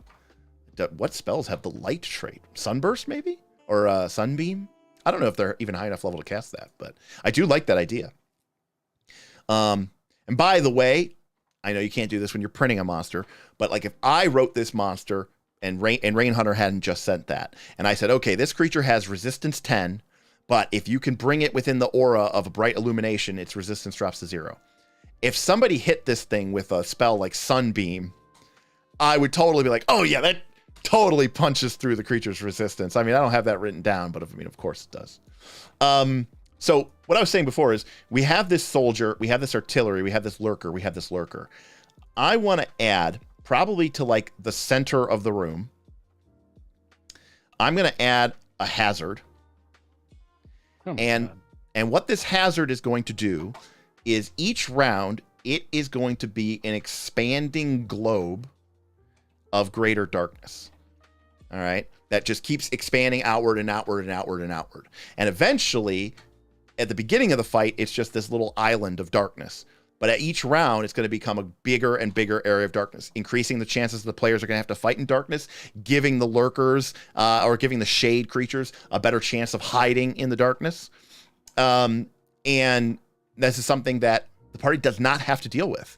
They could just kill the 4 monsters and leave this thing alone. But if somebody wanted, like a rogue or somebody with the right proper skills, wanted to go spend some actions to just deal with this thing, to eliminate it, I like giving them that option. It's like a secondary priority. It doesn't have to be beaten for the encounter to be beaten, but if you don't deal with it, it's going to be a pain in your ass. And if you do deal with it, maybe you'll have an easier time. I like that. I've done things like that before. I like that a lot. So you do that like with poison clouds and Oh stuff. yeah, that's so great, you know. And if we want to be really mean, maybe we also make it deal some cold damage.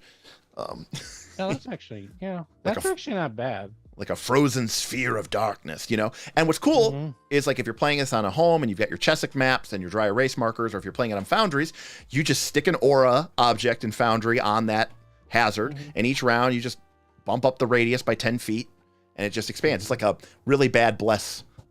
Nin says, gonna be a great combat for Fairy Fire. Nin, I completely agree with you. And here's the thing. I want my party to figure that out. And then when they cast Fairy Fire, I want them to be like, well, that was fucking sweet. And then I want them to be like, oh, but I don't have any more Fairy Fires or whatever like that. But the next time we come to this dungeon, we'll tell everybody, bring your Fairy Fire. It's a great spell for this because that's the shtick. And they learn how to deal with it and they beat it. I mean, I've seen so many GMs, and I don't know about Steven, how you feel. They'll create a monster. It'll have like this Achilles heel. The party will discover it, and the GM will be upset, or they'll fudge, and they'll like say, oh, no, it doesn't defeat it. I want it to be difficult. I want it to be tough. I don't like that. I want my players to figure it out and be smart and use the game. It depends. I've actually just had that happen. It depends on the players. Okay. It depends how they. No, seriously, it depends how they act towards it. If they're like, if they're like cool and like, oh, that's cool, and they figure it out and they all celebrate it. But if they're like kind of dicks and they're like, I've had to go both ways. I think 90% of the times rule of thumb: just don't play with people that are dicks. That's my solution. Well, that's sometimes when you play society. Right. You can't pick. And I will say that has been, and by the way, I know, I'm sorry, season's closed, but that's been another big draw for our Northern Reaches game, is that because like people have to pay to be there, it really kind of keeps things a little bit more civil. you know, That's nice. because Yeah, nobody that wants to makes get like banned, you know, and like lose their money and like lose their character. Like, and because it's a private enterprise, it's me. I'll just say, you know, there was somebody, we thought they were cheating. We said, hey, you're out. You know, like, wow, we just kicked them out. that's crazy. And you know, that's it. They don't get. Yeah, I mean, I don't do as much as I used to, but I used to do a ton. And when you GM, I've had great stories and nightmare story. I've had the whole gamut. So Kevin said, if the players spike a football and say "suck it, GM" when they find the Achilles heel, I would love it. I would laugh hysterically. I think that well, would. then I can't wait to join, and I'll be that. I'll do that because you know the crazy thing is I say all these things of players I hate, and yet I'm probably a mixture of all those players. I hate. At least you're play PC. At least you're honest. Lollipop wants to know why someone would cheat in a made believe. Listen, buddy, people want to win. Oh my God, that is that's a whole psychology on that. Yeah, that's I told a story I think to the Discord. Or no, I told it to my gaming group. So I'll tell it to you guys. I had a good friend of mine. We played with him for a long time. And he was a horrible cheater. A good friend of mine, horrible cheater. And okay, keep going. But here's the deal. Every time, for starters, it was kind of like, it was always this, he was a cheater, but I'll get to this in a second. But every time he would roll his ability scores, everybody would like be like super close attention. And he would roll amazing, you know, get an 18, get two 18s, get two 18s, two 17s. Right. Like he was, whenever you were watching him, like a hawk, he would always just like roll the nuts. But when the game was going on, he would cheat and he would roll his dice and kind of like roll it and pick it up in kind of like the same motion. Yeah. The problem is he was always a healer, a cleric. And what he was almost always, I mean, like what he was cheating on was like healing his buddies. Wow. And what I suspected is that he didn't want to let the party down, like with a weak heal. Like he needed to be there to save his friend. And he was almost willing to like dishonor himself, if you will, to like, that guy needs a 70 hit point heal right now. And I'm going to cast this cure critical or this cure serious. And I need to roll the nuts. And so you're like, I'm torn. Cause on one hand, I'm like, yeah, you're cheating. On the other hand, I'm like, but your motives are so pure. You know what? In our games, this actually has come up a lot, is that John Stantz hates the way Pathfinder does healing. He hates that you have to roll. He thinks it should just be static, like you just get 5. Instead of 1d8, you get 5, or instead of 2d8, you get whatever, which is +1, whatever, the 12 or something. You know, you just get a static amount each time. Because in our Dead Sons game, he would always take, you know, healing, and it would always be 1d8. We actually looked, after going through the entire campaign, 6 adventures, he rolled an 8 once. and no, seriously, and he rolled a 1 or a 2 like 80% of the time. Like we thought first it was kind of a joke. And this is online, so it's not like, you know, you could cheat. And after a while, it was just getting silly. Yeah. And we actually looked it up after, and like we did the statistical analysis. He just never rolled ever. And if he rolled like 3d8, he'd get like a 4. You know, like how is this possible? Yeah, Aaron is known for mind-boggling. Aaron is known for being quite the poor roar, like it's like almost impractical, almost impossible. Yeah, no, yeah, I've seen it. I've also seen it go the other way, of course, but at the same time, and how do you? I don't know. I don't know what you do on that. It's like, well, that's why we play on. It's like that's kind of gone away because in the last 11, 12 years, I only play online and I do all rolls in the open, except if it says secret roll in Pathfinder 2nd Edition, where it says secret, I'll do secret. Otherwise, everything's in the open, so. There's no cheating. It's right. Like everyone's doing the same thing, so you can't. Right. Rain Hunter said Searing Light is a good 3rd level spell on Divine Primal that would kind of qualify in our spell that would punch through. And again, I love the idea, right? A druid harnesses the power of the sun. You're basically doing WoW rating, is that you make a room that's incredibly hard with a lot of tricks. Yes. Well, and they have to figure out the tricks, and then they pass that information on to the next party. So then by the time the third or fourth party goes, they know exactly what to do. That is an option. And then as you keep going through the dungeon, because that's how all raids work. Correct. Is that, it's just, Because part of the problem that we have in Pathfinder 2 is, right, losing usually means that everybody died, and that's the end of the campaign. Right. And, one of the things I talked about this when I designed encounters, 3rd edition Dungeons & Dragons in the Dungeon Master's Guide talked about the kind of breakdown of encounters that you should have. And one of the encounter types that they talked about is difficult but for, meaning like this is a very challenging encounter, but if you know the gimmick, if you know the trick, then it's a lot easier. If you know that this creature is weak to acid and everybody brings acid, it's gonna be a joke.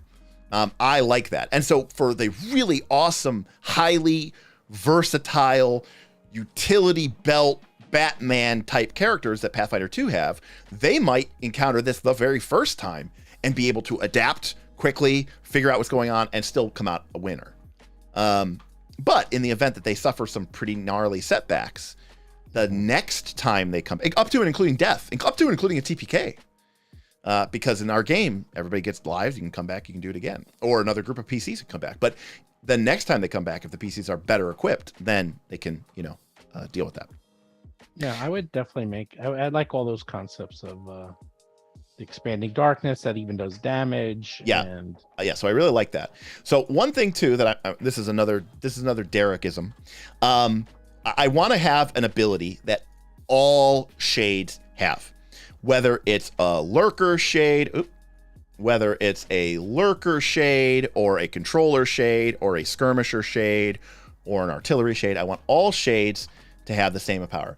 And this also ties into something that I like to mess with. This is actually not a 4th editionism as much as it is there was a monster manual that came out right at the end of 3rd edition called the Monster Manual 5, where they were sort of beta testing 4th edition concepts. And this was like an idea that really was prominent. We've seen this before. We talked about it earlier. Death throws. That's what I was going to do. Yeah. I love when monsters explode. So here's my favorite thing. So here's why I don't care as much about the damage in this instance. Mm-hmm.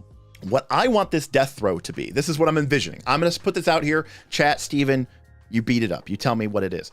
And I'll walk you through. I'll tell you what it is, and then I'll tell you my reasoning.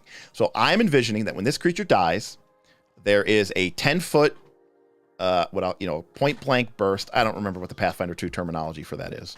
10 feet out from it, shoots out. Shadows. Yeah, it's a reaction. Maybe it does damage. Maybe. Doesn't even have to. The damage isn't what it's really supposed to trying to do. What it's trying to do is blind you. Oof. Now, why am I doing this? Well, for 2 reasons. Number 1, there is, when we graph the tension level versus the round combat, this is the tension, T. And then this is the duration of the combat in rounds going forward. Typically what ends up happening is the tension's very, very high at the start of a fight. And then the party starts killing monsters. And as they kill monsters, now the threat is that much less. Because every time you kill a monster, now it was us versus 4. Now it's us versus 3. Now it's us versus 2.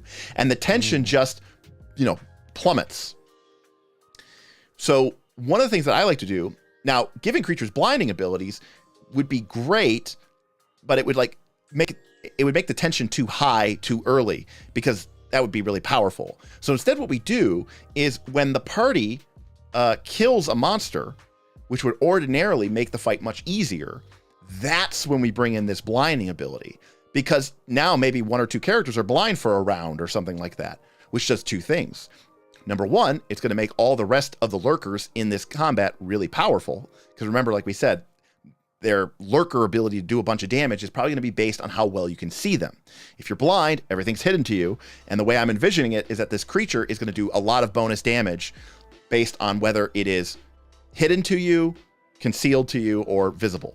So if the creature is just flat out visible to you, it's only going to do a little bit of damage. If it's concealed, it's going to do like more damage. And if it's hidden to you, aka it's invisible or you're blind or it's total complete blackness, then it's going to do a ton of damage to you. Like Pathfinder 2 might not really allow that amount of damage to you because I want you to be punished. I want you to have to figure out this creature's thing and work with it. So not only does this creature dying, kind of raise the tension level a little bit, it also, in a way, sets up the other creatures to do their thing. All right, that's my pitch. Thoughts? So how do you counter it, though? Well, I'm envisioning this just to be basically if you, I don't know what happens if you critically fail, but I'm envisioning that if you fail, you're just blinded for like 1 round. But it's a saving throw. It's a save, yeah. And then what will prevent the PCs from saying, okay, I close my eyes and then to try to do well, this is magical darkness that overcomes, right? Like the shade's essence dissipates into like a field, a twisting black and purple field of shadow energy that sort of pulses out and strikes you and overcomes you. And so the idea that if you succeed, maybe everything is concealed for 1 round. If you critically succeed, it's nothing. And if you critically fail, I don't know. Maybe you're blind is pretty. Maybe you're blind for 1 minute. Except for people who have like a blind fight. Right, but that's the thing, Steven. This is the kind of campaign, Northern Reaches, where characters could go here, come back. They could spend a downtime action in town, like 1 real life day, and spend a couple days, retrain their character, take blind fight, come back, and be better equipped for this adventure, or for even this dungeon. Yeah, because that's like that. That's like, oh, okay, fine, doesn't matter to me. Yeah, I've seen that. There's actually. Yeah, I'm not reinventing the wheel here, by the way. Yeah, in Agents of Edgewatch, they have these mages. Actually, I love this ability. When they it's a reaction, and when they die. They don't die. They go down to 1 hit point. They explode. They do damage, and then they can do a free teleport anywhere they can see. And they actually can go down to dying 3, believe it or not. And I don't want to die. I hate trying. I know it gets crazy. Well, the point is though, it never happens because it's a reaction, so they always get killed before they get the second reaction. But I do. It's been causing a lot of angst. I could see it. I don't want this to be frustrating. I don't want to steal the victory from them, right? Lollipop Candy says literally throw shade at them when they die. I love it. Throw shade. That's what you can call it. That's what I'd call the reaction. I would actually probably call it throw shade too. Nin says it's an emanation. That was the term I was trying to do. So Boothby says death throws, blind or counteract an active light source. Boothby, the reason why I want this to be sort of like a 10-foot radius blind is because, number one, if the party completely figures out the light business, I still want them to have a little bit extra up their sleeve. I don't want it to be like, oh, the encounter's completely solved, this is no problem. Secondly, by making it only a 10-foot radius, it's basically saying, yeah, if you probably, for most characters, if you beat this thing with some sort of melee weapon, you're going to get punished. If you could kill this creature from 15 feet away, then everything's great. If you kill it with a ranged attack, if you kill it with then everybody's fine, everybody's safe. So yeah, I would just have it like. So I like probably do something like critical fail, critical succeed. You're fine. Succeed would be was it dazed or what's the one that you get like a it's not blind but you have concealment. Dazzled. I wrote concealed, but you are correct. It actually has a term in Pathfinder 2. It's called. So it's called dazzled. Like if you succeed, then you're dazzled for a round. If you fail, then you're blinded for a round. And if you critically fail, I would probably do something that's so atrocious. I'd almost do like. Oh, I put blinded for 1 minute. 1 minute is the entire encounter. Yeah. Which is not the worst in the world. And also you're making it hard, so that's fine. Yeah, that's fine.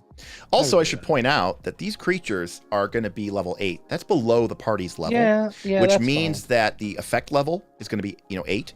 And so if they have like a dispel magic or a whatever, remove something at their level, it'll auto pass because it's lower level than them. So that's fine. I think that's fine. Lollipop Candy says, what if it shrouds the PC's eyes in a magical darkness? Then PCs with greater dark vision can still feel cool. Well, Lollipop Candy, I think we're going to have enough darkness effects going on in this encounter.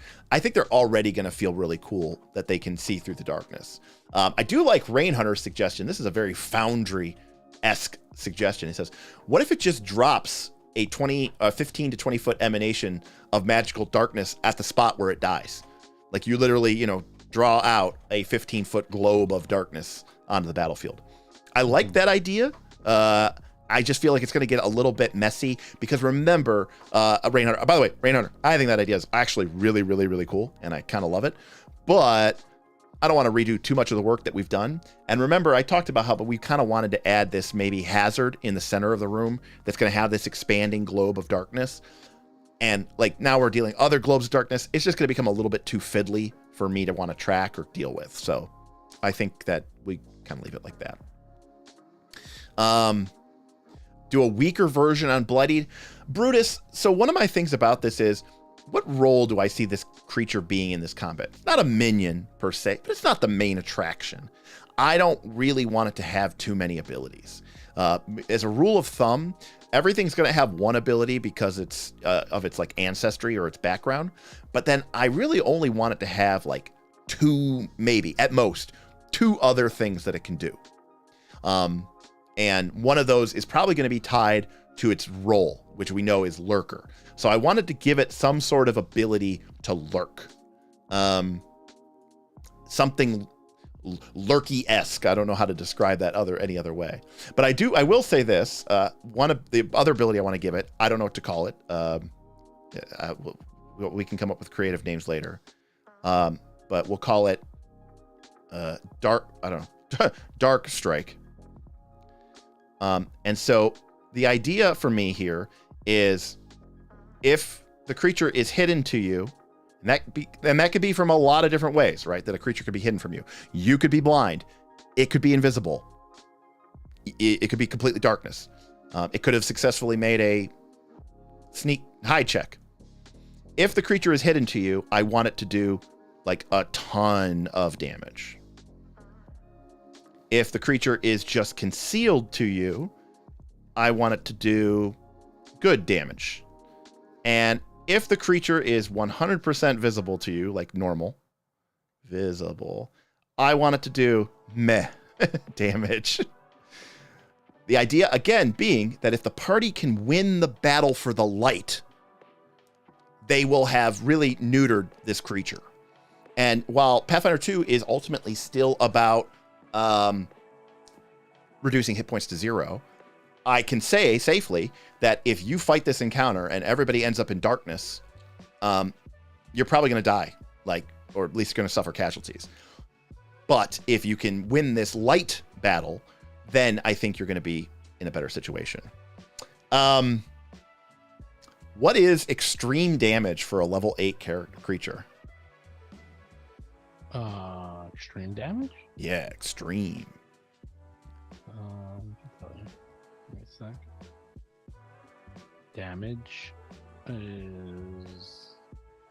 Brutus says a weaker version of Bloodied on the leader. Yeah, maybe Brutus. That might be so reasonable. wait, extreme damage? Yeah. Is 2d12 plus 15. So like 25? Or no, 27? 28. 28.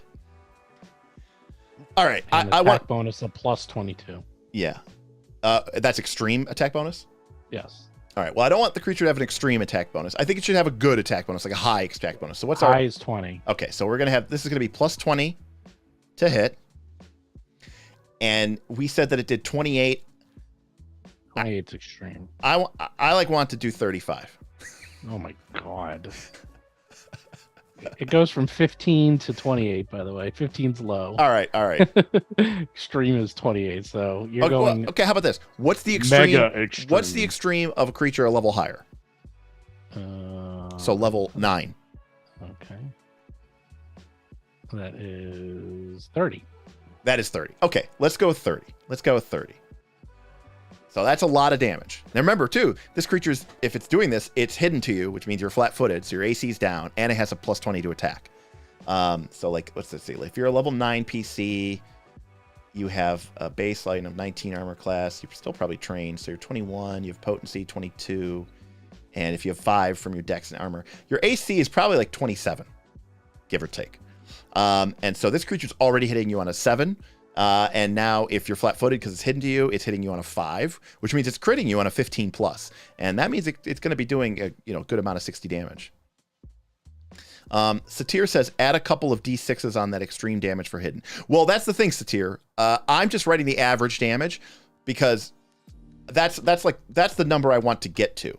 Because, like I said before, if the creature's concealed, if the target is concealed, if the lurker is concealed, it's going to do less damage. It's going to do like high damage. What's the high damage for a level 8 monster there, Steven? High damage for a level 8 monster is, I just said it. 22. Okay, so 22. And then what's this is for like a sniper type? Yeah. And then what's the average medium damage? Moderate. Yeah, moderate. 18. Okay. So, Cetra says, add a couple d6 on the extreme damage for hidden. Yeah, what I meant is that I think extreme is not enough for that extreme condition. Oh, Satir saying, you want it to be more than 30. Oh, jeez. Satir, don't you play in the Northern Reaches? You're trying to get everybody killed? Because the way I would probably represent this, and Stephen, you agree with me on this one, I would probably say, okay, we're looking to get 18, so maybe that's like, I don't know, like 2d10 plus 7.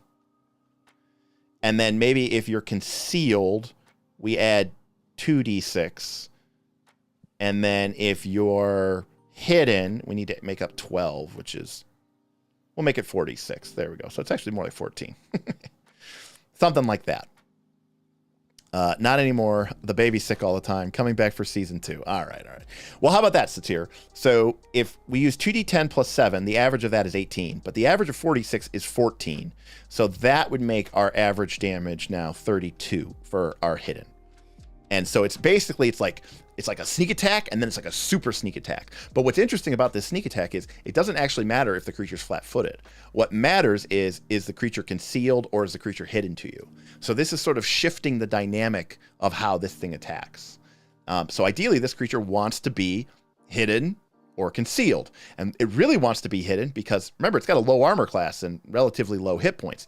Hidden is how this, or in being invisible, is how this creature survives. But it's also how this creature attacks. And so there's kind of this trade-off, right? It's both a defensive and an offensive ability. And so I want to give it one last ability, and Steven, I have no idea what to do with this. I want it to give it some sort of ability that allows it to, I don't know, right? Part of the element is that it's got to be a hit and run, a mobile. It can strike and fade away. Like, I want to give it something that allows it to basically set itself up. Like reload the spell strike, gain that, hidden or concealed status. And this one I'm kind of drawing a blank, but like, I want to give it some ability to operate on its own, right? I don't know what you're saying. I'm saying that. So the creature wants to be hidden because it wants the defensive capability of being 50% mischance, or potentially even you don't know what square it's in. And it wants to be hidden because it wants to deal a bunch of damage. How do we, what ability can we give to the creature that will allow it to basically easily become hidden? Like a bonus to, or some sort of action that allows it to gain the hidden condition easier. So Rainhunter says, let it hide and take full movement in darkness, even if being observed. Well, to be fair, Rainhunter, in Pathfinder 2, it doesn't matter if you're being observed anymore to hide. All you need to hide from a creature is all you need is concealment. If you have Yeah, concealment from I a don't creature, know. you can hide. I mean, maybe if they can't. I mean, can they cast greater darkness on themselves for a round or something? Could I they don't know. cast greater darkness? Is that too easy? Because then, like, that's just another aura that I'm trying to track of. I like the idea of, like, it can somehow do something with the shadows. I like the idea of the darkness. Nin is saying maybe it steals your shadow. Well, that might be a cool idea, Nin. And maybe it's a good way to flavor this ability, but I'm really looking for something that's going to allow this creature to sort of, right, it's hidden, and it attacks you, and it does a ton of damage. And now it's just sitting there. It's open, it's vulnerable, its damage is crap, its armor class is crap. It needs a way to easily regain that hidden status. Possibly, like I said, moving away, right? It's this idea of hit and run. So maybe it's like, all right, it could be as simple as one action, right? It lets it stride plus hide, right? Like, that's pretty simple. You can have it, stride and hide. Stride hide. It's like Stride and hide. stride, right? Rain Hunter says, right, that's what I meant. Even if you aren't concealed to the PC because of dark vision. Well, the other thing too, Rain Hunter, is I don't want to really track. I don't want it to. The reason why I don't want to do that, Rain Hunter, is because the other thing about it is, then says maybe when it's in darkness it can teleport, but I'm imagining that if the creature is in darkness, then it's where it wants to be. It's hidden, it's concealed, it's going to be decking for a ton of damage. This is like a way that if, like, you know, if it's attacking and the PCs dispel the darkness or bring out light, it's now vulnerable, and it can quickly lurk back to the shadows and hide and then sneak, and then the PCs lose track of it. And then when the darkness returns, the creatures, you know, can pounce upon them. So, like, maybe Strahide is the boring way to do it. But remember, the other thing too is we're gonna have 3 monsters in this encounter. Like, the stride plus hide might be interesting if it has to end its movement next to the PC to hide in the creature's shadow. Well, the problem there, Brutus, is I like to encourage mobility. I like to encourage movement in the battlefield. I actually like the idea of this creature kind of in my mind, like, if the darkness falls upon you or the party, these lurkers are going to set upon you, and they're going to be doing these powerful concealed attacks, hidden attacks, doing a bunch of damage. And then if the bright light gets dispelled, the creatures almost have to, like, flee back into the shadows and hide, because they're vulnerable. In the light, they're very weak. They're not good. Their armor class is low. They can't use their powerful damage attack. They need some way to sort of escape and get back to the darkness. Boothby says a reaction. Boothby, when I'm running 4th edition style monsters, I'm running 4 or 5 monsters in a fight. I hate reactions. I actually hate reactions a lot. Because I just don't want to track them. Like, again, it's probably fine, but, like, I'm thinking about maximum playability at the table, and I can tell you that I, as a GM, am not really good at monster reactions. If it was up to me, monsters wouldn't even have them. If I designed an RPG. The other thing to remember is this creature doesn't have to be any more complicated than this. I mean, I'm just saying that, you know, stride hide is, you know, I mean, we can we can, if we want to, we could say that maybe this stride doesn't provoke reactions. Well, yeah, there's not a lot of things that, I mean, unless you have a lot of fighters that have. Yeah, I know, but there's things that can. I mean, I'm just saying, like, maybe the creature, you know, what's the scene? It's like, do you remember the Mummy with Brendan Fraser? And, like, yes, the mummy's there, and this is, like, right near the middle part of the film, and they pull out the cat.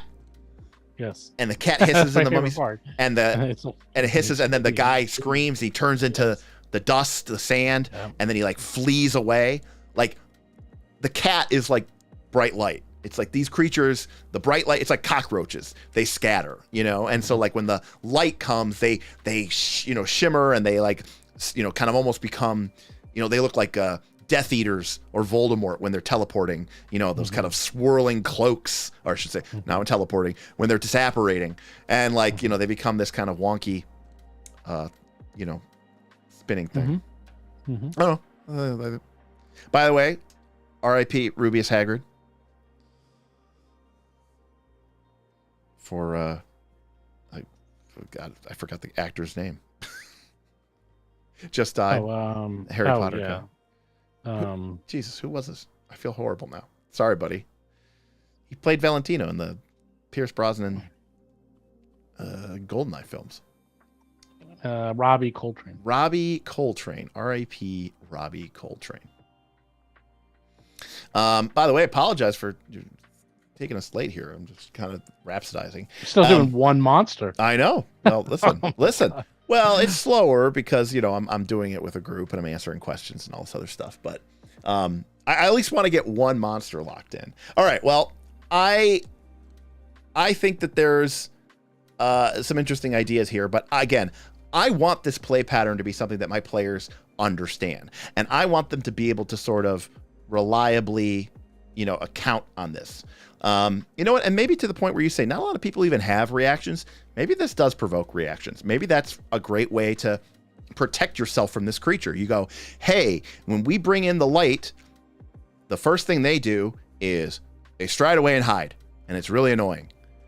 So let's bring up our fighter with the attack of opportunity, or our monk with standstill, or a ranger who's hunted it and it's disrupting prey, or a barbarian who has whatever that ability reaction to call that lets them chase after somebody who flees from them, so that we stay with them. And again, this creature, I think, what kind of damage type should this damage do? Negative? I was thinking, by the way, that we could deal with negative, cold, and then somebody mentioned in our first stream the idea of horrors and nightmares. And since fear, frightened is one of our themes, I don't remember what it's called in this edition of the game. Psychic, mental. That's it. Mental. I mean, I don't know. You can do forceful, magical. That's pretty standard for let's see what a ghost. All right. Bruno says 2 actions. It strides, strikes, and fades back into the shadows from which it came. If it's in the light, it can't go back, maybe. Yeah, that's like a skirmish strike. Yeah. I don't mind that. Rain Hunter says negative for the base damage with cold for the hidden damage. As much as I like that, Rain Hunter, I hate mixed damage types. I'm just being lazy, I know, but this is one of the... I wouldn't even buy. Yeah, I would just do magical cold, something like that. You don't have to go crazy here. It doesn't. Well, these creatures are undead. Whoops. They are undead. Yeah, well, yeah. But I'm saying usually it's negative. Yeah, I think we'll do negative. I mean, negative is pretty standard. I do love... See, I like giving players options. Looks like all ghosts are negative, as far as I see. I don't even see any cold. Yeah.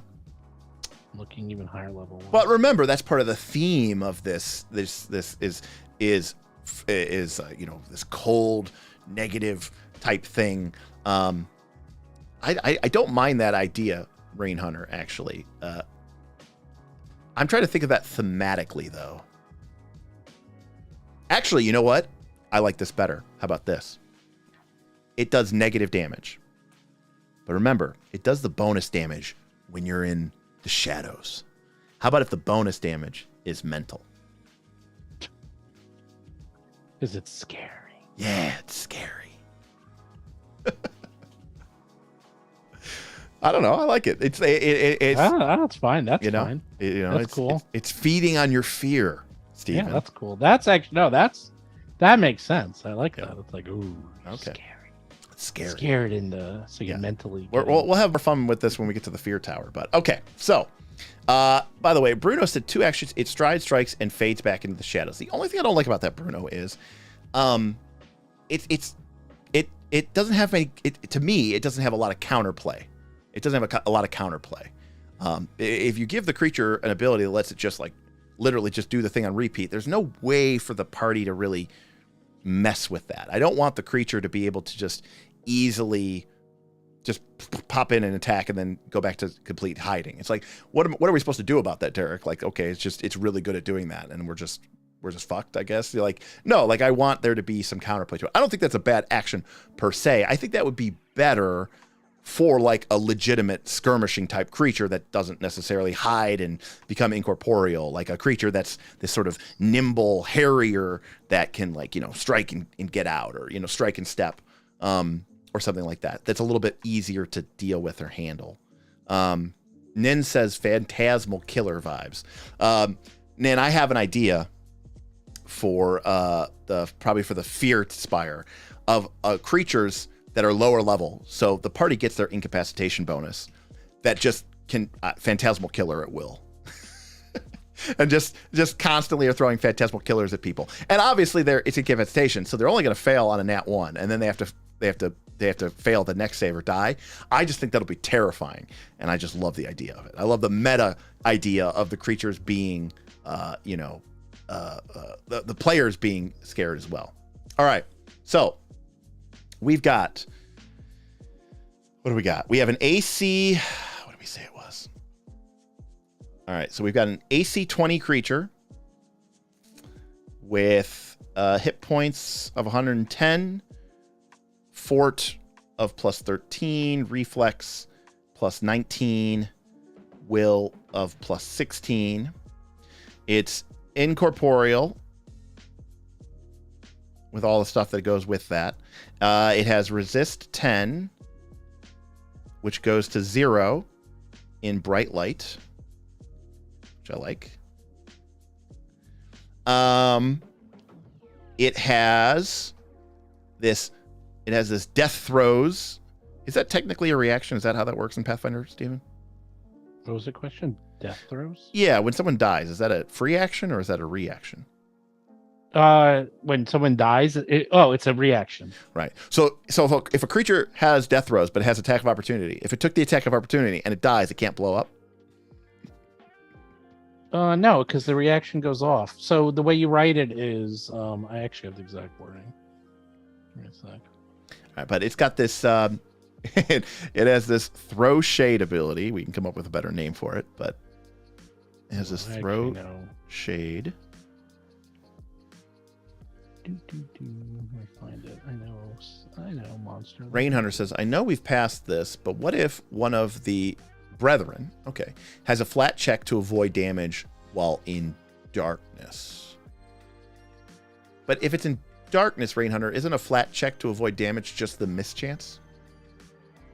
Isn't that what that already kind of is? Mm-hmm. That's what I'm thinking.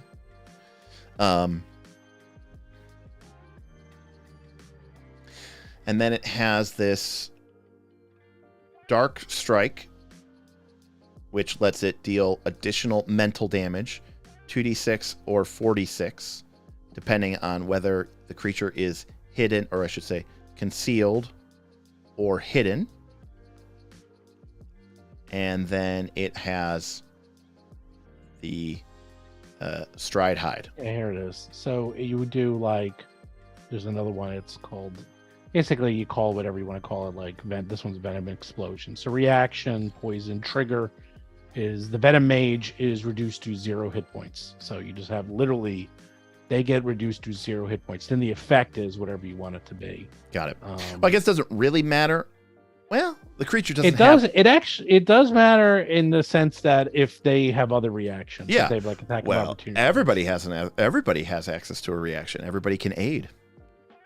No, but the point is, if they have attack of opportunity and then they use it up that round, then they won't get the explosion. They won't get to explode. Although Satyr says Linnerms have a death curse, but it does not use a reaction. It's a free action or something. I'm assuming it's a free action. Huh.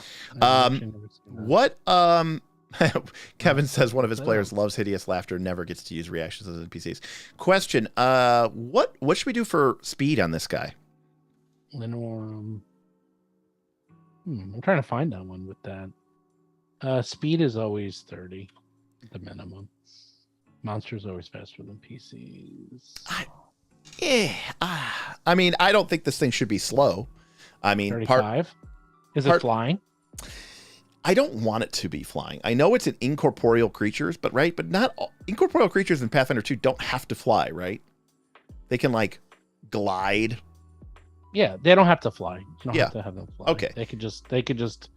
I mean, it's simple as that. If they incorporeal don't have to fly, they could just be. Okay. Whatever. I think I want to go with a 40-foot speed. Oh yeah, that's what I'm saying. At least 30. If Okay. Not 40. Yeah, I think 40 is a good. 40 is a good amount. Bruno says a especially level their 9 strikers. Dread Wraith has a 60-foot speed. Jeez.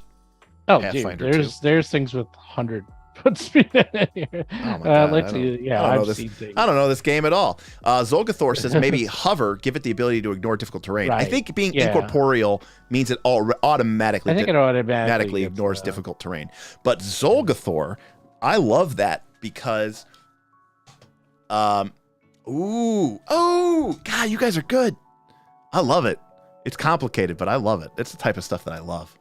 So Zolgathor says maybe hover, give it the ability to ignore difficult terrain. I do think that incorporeal automatically makes it ignore difficult terrain, but we could put into this room certain areas of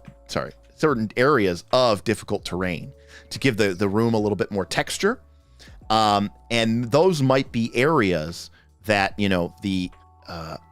the lurkers tend to try to retreat to. And then if you really want to be crazy, that if you are blind or if you can't see, that you have a chance to trip. I mean, that seems kind of mean, but we can totally. Yeah, I know. But the point is, it's like, how insane is this room? I feel bad for the GM who's gonna have to run this room. Me? There's a lot of stuff. I know. I'm I'm like, this is like getting crazy. Well, I always put terrain in my room. In fact, I never have what I call a naked room. I always have texture to my room, whether it's difficult terrain, hazardous terrain, line sight blocking terrain, movement blocking terrain. You should have the walls made out of stucco, so they touch the wall, they get like scrapes and but the other one I really liked, which is a little bit much, but I think somebody deleted it. Oh no, it's gone forever. Maybe it was like totally difficult. Oh, okay, yeah. Somebody said, what if the creature the incorporeal creature treats brightly lit areas as difficult terrain? Ooh, I love it. I do love it.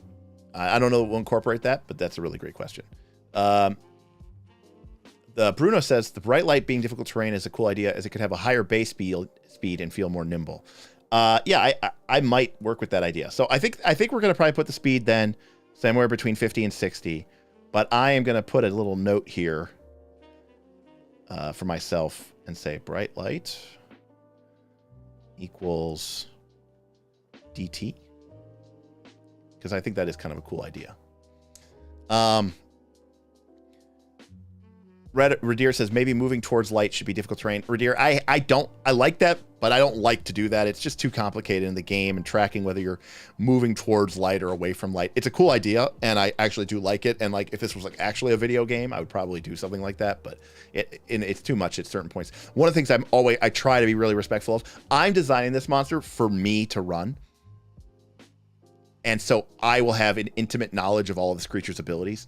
But even I am aware where my cognitive ability to track a combat, where my limits are. And I've been GMing for a very long time. And so like I know that there are certain things that are difficult for me to track, and there are certain things that are easy for me to track. So Lollipop says, I guess you're still workshopping some of these ability names. Lollipop, 100%. I mean, to be fair, Lollipop, I'm the only one running this monster, so technically I could just leave them at these names. But because I like cool names, and I like to give stuff cool names, so I would say that. By the way, I looked up the Ford, the Linorm. Yeah, that's a curse, and curses are a whole other different thing, because curses are permanent. So that's why it's not a reaction. Because it's like an effect, like a track. It's a curse. Yeah. Curses are bad. Like that's why it's not a reaction. So Grisler says, question, I'm late to the party. Did you add something interactive in the environment? Something that moves, can be pulled, pushed, destroyed, etc. Zolgathor, a little bit. So what we added that here. Counts. That counts. What we added here is Zolgathor is in the center of the room. There's going to be some sort of dark pillar or dark shrine or something like that.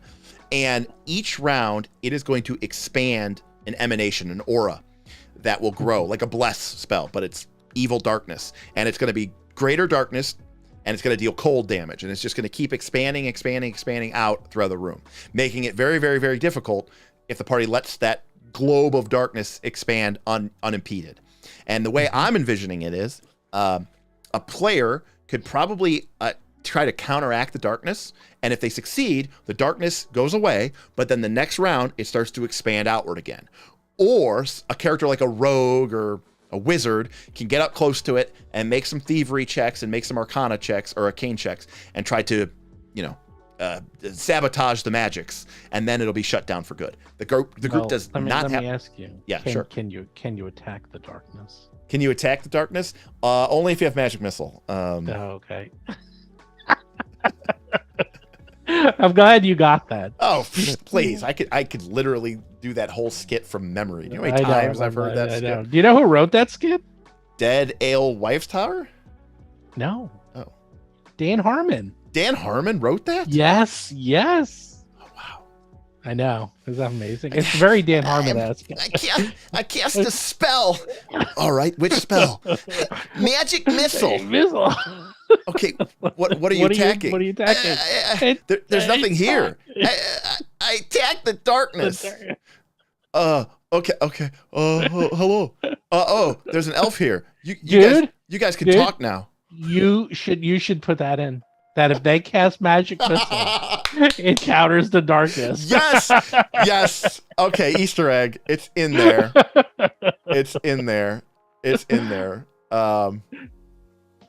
I love it. Steven is in there. That's part of the hazard, but yeah. So hazard,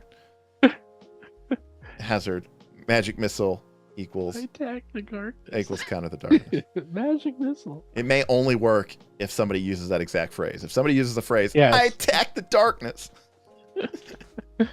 And then you say, oh, you counter it, and there's an elf in there. Yeah. You're right. You counter it. You say, there's an elf in the room. You can talk to him now. He has blue eyes. No, I don't. I have gray eyes. No, let me see your character sheet. Well, it says I have blue eyes, but I decided I have gray eyes. Yeah. Okay, whatever. You can talk to each other now. Hello, I am Galstaff, Sorcerer of Light. Well, if you're Sorcerer of Light, why'd you have to cast Magic Missile? I've watched that. So many times. The 8-bit rendition I've seen. I love. Oh, that's my favorite part. Oh, it's the best one. Anyways, sorry guys, Steve and I are going off on a old man nerdy rant here. So yeah, Zogothor, we definitely added something interactive here. And he says, ooh, neat. So basically a trap, but with passive abilities. I'm assuming the pillar has high damage reduction and could be damage destroyed, similar to traps. Yeah, I think some of those things have too high of hardness and too high of damage. I like striking a balance. Like, if worst comes to worst, the party can go and beat it to death. That's fine. If they have, and I also don't like, by the way, fights in Pathfinder 2 are quick. I hate things that are like, this takes 4 successes. No. No. like 2. Like, I don't want the rogue is like, what am I doing this fight? Massaging a pillar. Like, no, go do your cool thing. Like, there's a bunch of cool creatures. The rogue does a backflip in. The swashbuckler does a backflip in. They pull out their weird little belt pouch of strange magical instruments. They do some wiggling magic. The dark shrine is deactivated. Round 2, they're back. They flip back in, and now they're attacking. And they just feel really cool. I want to do wiggling magic. That sounds like fun. Yeah. Wiggling magic. I don't know. Whatever they're doing. How does a thief disarm a magical trap? No one even knows. They went to thieving school, and they learned all the secrets. Oh, okay. Let's see.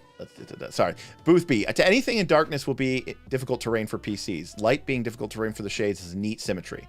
That's true. Actually, Booth B, I forgot about that. Actually, that's right. If you're in darkness, if you can't see, everything is treated as difficult terrain. That is true. I forgot about that rule. Oh, the Congeely Caller. Actually, I do know that one. I forgot. I actually ran that one a few times. Yeah, so within light, it moves at a typical PC speed. Exactly, Nin. So it kind of, it's literally, this is a battle against these creatures, but really it's a battle for control of darkness versus light. Like, literally a battle of darkness versus light. And that is a theme because this is a Spire of Shadows. And we want to play on that theme throughout these encounters. And if it seems like, damn, this is why I don't run a lot of Northern Reaches games. Some of you people run 4 or 5 games a week. Brand new one, Steven. Completely made from whole cloth. Completely from whole cloth. Nothing AP, nothing published. I believe it. It's crazy. These people are some of the most dedicated, insane, awesome gamers I've ever seen. Some of our game masters have run hundreds of hours of games in this game, so it's pretty cool. I can't wait to play. I am looking forward to running a character in this world. You should. I will next time. Oh, by the way, Caligny Caller. That, by the way, is that is a overpowered monster. By the way, okay, well, way too strong for level 6. So I can't exactly remember the Caligny, but when I'm thinking of my creature, which is the Spireborn, that's kind of the vibe I'm going for. Mm-hmm. Is that same vibe? You know, maybe just to make it Pathfinder 2 official, I'll just make it a Caligny. Yeah. But I could always tell which monsters were designed early, because they actually secret is that when Pathfinder was being made and the first edition, was it because of like the wildfires there or cold or maybe COVID? The monster manual, the bestiary went through one less round of reviews. Got it. The other ones, and I know there are not as well balanced some of those monsters as opposed to the newer ones. So got it. Anyhow, yeah. So Bruno says maybe when a shade dies, it could feed the dark emanation. Again, oh my god, we're already getting crazy. That's you're gonna have to have like a tally total. And here's keep the thing. Track. I have a rule. My monsters typically only do 3 things. That's it. I never have them. Oh yes, 3 things. We have like 50 things going on right now. Yeah. No, 3 things. What are you talking about? This creature has 3 things. Well, the creature itself. Yeah, that's what I'm saying. You add up everything else. 1 attack. I usually like to give it 1 attack. Just 1? That's pathetic. You always need a range, though. No. You always need not a lurker. Not a lurker. Okay, no, you're right. I am deliberately. This is a 4th. No, but you're right though, Stephen, because that's the way Pathfinder 2. I deliberately create these creatures with Achilles' heels. Like, I want the party to be able to exploit the fact that this creature. Well, then that's why he has also 40, or I'd even say 50. If you don't give him, 40. Oh, yeah, no, I said 50 to 60. I upped his speed. Oh, okay, good. I'd missed that. Yeah. If they don't have a range, then you give them like 60 movement. It's like, oh, I don't range? Fine. And they literally run up to you and just rip you to shreds. Right. That's okay. Right. That's fine. Now, the cool thing about this is if you are standing in an area of bright light, this creature cannot run up to you and rip you to shreds because it's not going to do that much damage. That's right. But if you go into the darkness, then you're going to be in trouble. Yeah, exactly. You're and by the way, FYI, this creature will 100% be starting the encounter using stealth for initiative, being hidden, being undetected. The players won't even know that it's there. I'm just going to put down 2 monsters on the map, and suddenly there's going to be a lurker attacking the cloistered cleric who was left at the edge of the shadows because the people with the light spells moved forward to engage, leaving the back line just in the edge of darkness, and then it's going to rip them a new one. Yeah, this actually would be a very good Battles of Bestiary RPG Superstar monster. I'm kind of liking it. All right, because I like how it's being built. Now everyone's calling out every monster that has a death throw. So I'm looking there. It's like, oh, this one has it too. This one has. I actually agree that this was. I didn't reinvent the wheel. Oh no. Oh, I know. But the point is like how they handle it. It's interesting because how they handled it is slightly incorrect. Like now the monsters death throws are a reaction. Got it. It's rarely not. Unless it's like a curse or something, but it's rarely not just, oh, when this creature dies. There's a reason why it's not an ability. I forgot why. Like Mark knows better than me, but the modern ones, it's always a reaction, as opposed to it just happens. Nin says Cat's Eye Elixir is also going to be amazing for this fight. I don't know what that does. Darth is saying that the key to playing low prep Pathfinder 2 is to have random encounter tables instead of prepping adventures and encounters. Cat's Eye Crystal is basically Cat's Eye Elixir. Yeah, Elixir lets you reduce the flat check by 5 for hidden or concealed creatures. Gotcha. So concealed would be 0 and hidden would be. But they have to be within 30 feet. And there's also this monocle. I forgot what that monocle is that you can wear. That's like level 8 though. But actually, they might be able to get it. That also you basically ignore. You roll twice actually. You roll the flat check twice and take the better. Oh, If, that's pretty good. something's Too. I mean, concealed. all that stuff would be awesome the name in of this it. fight, obviously. Yeah. Zolgathor says, if this monster is empowered by the darkness, does it also deal additional damage to PCs that have a brooding darkness in their heart?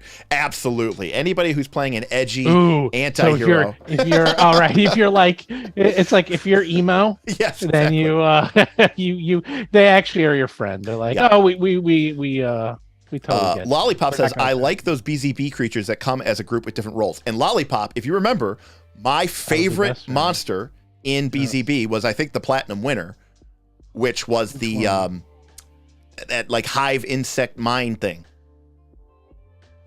What? Which one's the hive insect main thing? The platinum. There's only 4 of them. You're making me look at my own book. No, I need a better description. All right, here we go. All right, we got our Battle Zoo Bestiary right here. Ugh, I got one of my millions over here. It's gosh. Oh, shale. The shale creatures. Oh yeah, that's my favorite one. Yeah, that's the gold. That's the no, platinum. No, I'm not thinking of the shale. I'm thinking of the salt. Oh no, the shale. Yeah, the shale behemoth, the shale charger, the shale spitter, the shale. Yeah. Yes, that one. I'm sorry, I said platinum. I meant the grand prize. Yeah, like, grand prize. That's what I was like trying to figure out. When I did my review, I said my favorite monster in the book is the shale creatures, and they gave it the grand prize, and I was like, they know what they're doing. Yeah, like, and you know who designed actually those creatures? Brant Valier. He did, but I told them how to how to do them, like basically striker like that. Oh, like yeah, basically the same. Yeah, I love. He designed them. I just told him like do this one, this one, this one. Yeah, and then I wanted a dragon. Yeah, that wasn't a dragon. Yes, but a behemoth. And it's like it is a dragon though. It's basically a dragon, but it's not a dragon. I love, this is my personal opinion, how all monsters should be done. They should be done as like themes like this. Yes. Oh yeah. And if I had one bugaboo about this alignment or thing is like, I like them to be a little bit closer in level so that I could literally just use these 5 creatures. Let me tell you, if you run Jewel the Indigo Isle, you will encounter these and other platinum and grand prize creatures a lot. So very, very. You'll see every platinum and every grand prize is in the. Zolgathor won gold. For the next one. The next. Oh wait, won gold. What did you win? Zolgathor. What monster is yours? Which monster was yours? I might even have the art for it if you tell me. Making a fan. I have the Gasper. Yeah, Gasper. I think we showed. Is that the ghost that like makes you like suffocate? Yeah, that was like the second piece of artwork I ever did. That's everywhere. Yeah. That's a good one. That's like a second or third piece of artwork ever. Very cool. Right. Yeah, it suffocates. I like that one. Yeah, that one's nasty. I love it. Yeah. Very cool. Look at that thing. Very fun. Play with stuff that people don't use. Okay. Yes. So the real thing here is we need to name this creature. And again, I like to name things like, for example, I was saying this in our last stream when my group of party members fought some trolls. They weren't just trolls. There was a troll brute, and then there was actually 2 troll brutes, and then there were 2 troll artillery. But the troll brute was called the troll bone crusher, and it had the ability to chew you up in its mouth and try to eat you. And then the troll artillery were called troll flesh flingers, and they would actually rip off pieces of their own flesh and throw them at you as spongy, fleshy balls. Because they're trolls, and they can just rip. They don't need boulders. They just rip chunks of their body off. Anyways, so we need a cool name for this shade lurker. Shade mind scraper. I think we can do better than that. Yeah. So shade what? Because remember, there's going to be a bunch of shade creatures. By the way, I should point out, this is not the only time in this dungeon that I'm going to use. This is why things get progressively faster, Stephen. I'm going to use this monster several times, like maybe 3 times throughout the course of the dungeon. So doing this work up front is fine for me because I know I'm probably going to stick this thing into 3 or 4 different encounters. Because I want the players to figure out what the thing's shtick is and then be able to defeat it. So we need call it the shade stick. Shtick. The sticker. No. The sticker. It's Sticksha. The sticker. No, it's gotta sound fantasy. Wonky. By the way, props to everybody that stuck. Rain Hunter said the Shade Lurker. No, Rain Hunter, that was its default name. But Shade Slasher. Let's see. Shade. The problem with Shade is hard to say. So there's not a lot that will. I mean, Hobgoblin's cool. Like we could actually flip it around. It could be called the Dark Strider Shade. Or the Dark Strider. Yeah. Ooh. Yeah, Dark Strider Shade. The Penumbral Skulker. It's pretty cool. I like that. I like taking words and Lampshade. There you go. Very nice, Nin. I like that. By the way, you mentioned Lampshade. Ooh, Shadow Creep. Actually, I like that one. Creep's kind of cool. Because what I want it to do is I want the name to sort of also be reflective of what the creature does, right? Like it's a skulker, it's a lurker. This one doesn't really creep though. It's more like a shadow. Yeah. So one thing that he mentioned, Lampshade. I know this is kind of silly, but one of the things that we can actually put into this dungeon, and one of these maybe auxiliary areas, or maybe one of these bonus areas, a light store, is like we could put something that gives the party some light, right? And my god, I was kidding. He's like, oh no, we're gonna put a light store. Not a light store. But, yep. But maybe there's a powerful source of light, and they are keeping it here to keep it contained and being from use against them. And maybe you can recover that, and that'll give you an advantage against some of the other encounters that while you're here. Or maybe even better, the first party learns about it, and then they go back to town and they spread the rumor, hey, we heard that there's like a lamp of the sun, and if you go and get it, it should give us a really big benefit against these type of creatures. Ever burning torches won't work again. No, ever burning torches is not going to cut it, Mark. It won't do anything in Greater Darkness. Not in Greater Darkness. I'd say Shadow Creep is my favorite so far. I just don't like that name. How about I like Creep. Really? Here's why. Creep. I just think of a creeper. Well, I think of Creep Show personally, but I would call it the Shadow Stealer. But it doesn't steal the shadows. I know. Let's see. Shadow Sprinter. No, that's not good. I don't know. That might happen. We can't come up with a good name for it. Look up stuff. When I go to the dictionary. Actually, you know what? I have Tome of Adventure up. Let's see here. Shadowrunner. It doesn't really. It's an assassin. It's a lurker in darkness. Shadow Slayer. It's not bad. That one's not bad. Shadow Assassin. I know I'm being very specific about this, people. I apologize, but I'm very. See, Mark is getting. I like thesauruses. He called it an umbral stalker. I like that. That's good. Umbral stalker. Yeah, I love the. Josh is like Shade Lurker. No, Schadenfreude is pretty good. Schadenfreude. I love that one. I love that one too. Schadenfreude. Schadenfreude. I like Umbral Stalker. Shadow Fax. The internet is coming out in full. Shadow Fax. Yeah. The internet's coming out in full meme now. I appreciate it. Let me see if anything's in here. Monsters. Yeah, I don't know. Edge Hunter. Let's look up another word for shadow. Yeah, that's usually what I do. I usually do. Not a lot. I usually do like adjective, noun, and then like blanker, like ogre, iron guard, troll, flesh flinger, troll, bone crusher. Right? It's usually like blank.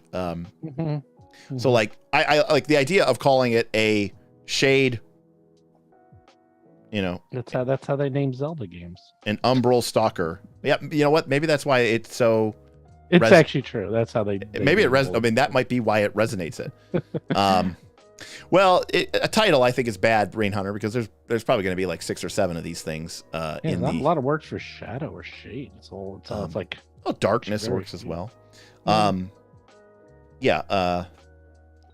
Schmidgen. Just got the Tolkien Schwadian. I don't even know what that word is. Hey. Oh, just got the Tolkien route. Okay. Just go the Tolkien route. Ghost, Relic, Shade, Spectre.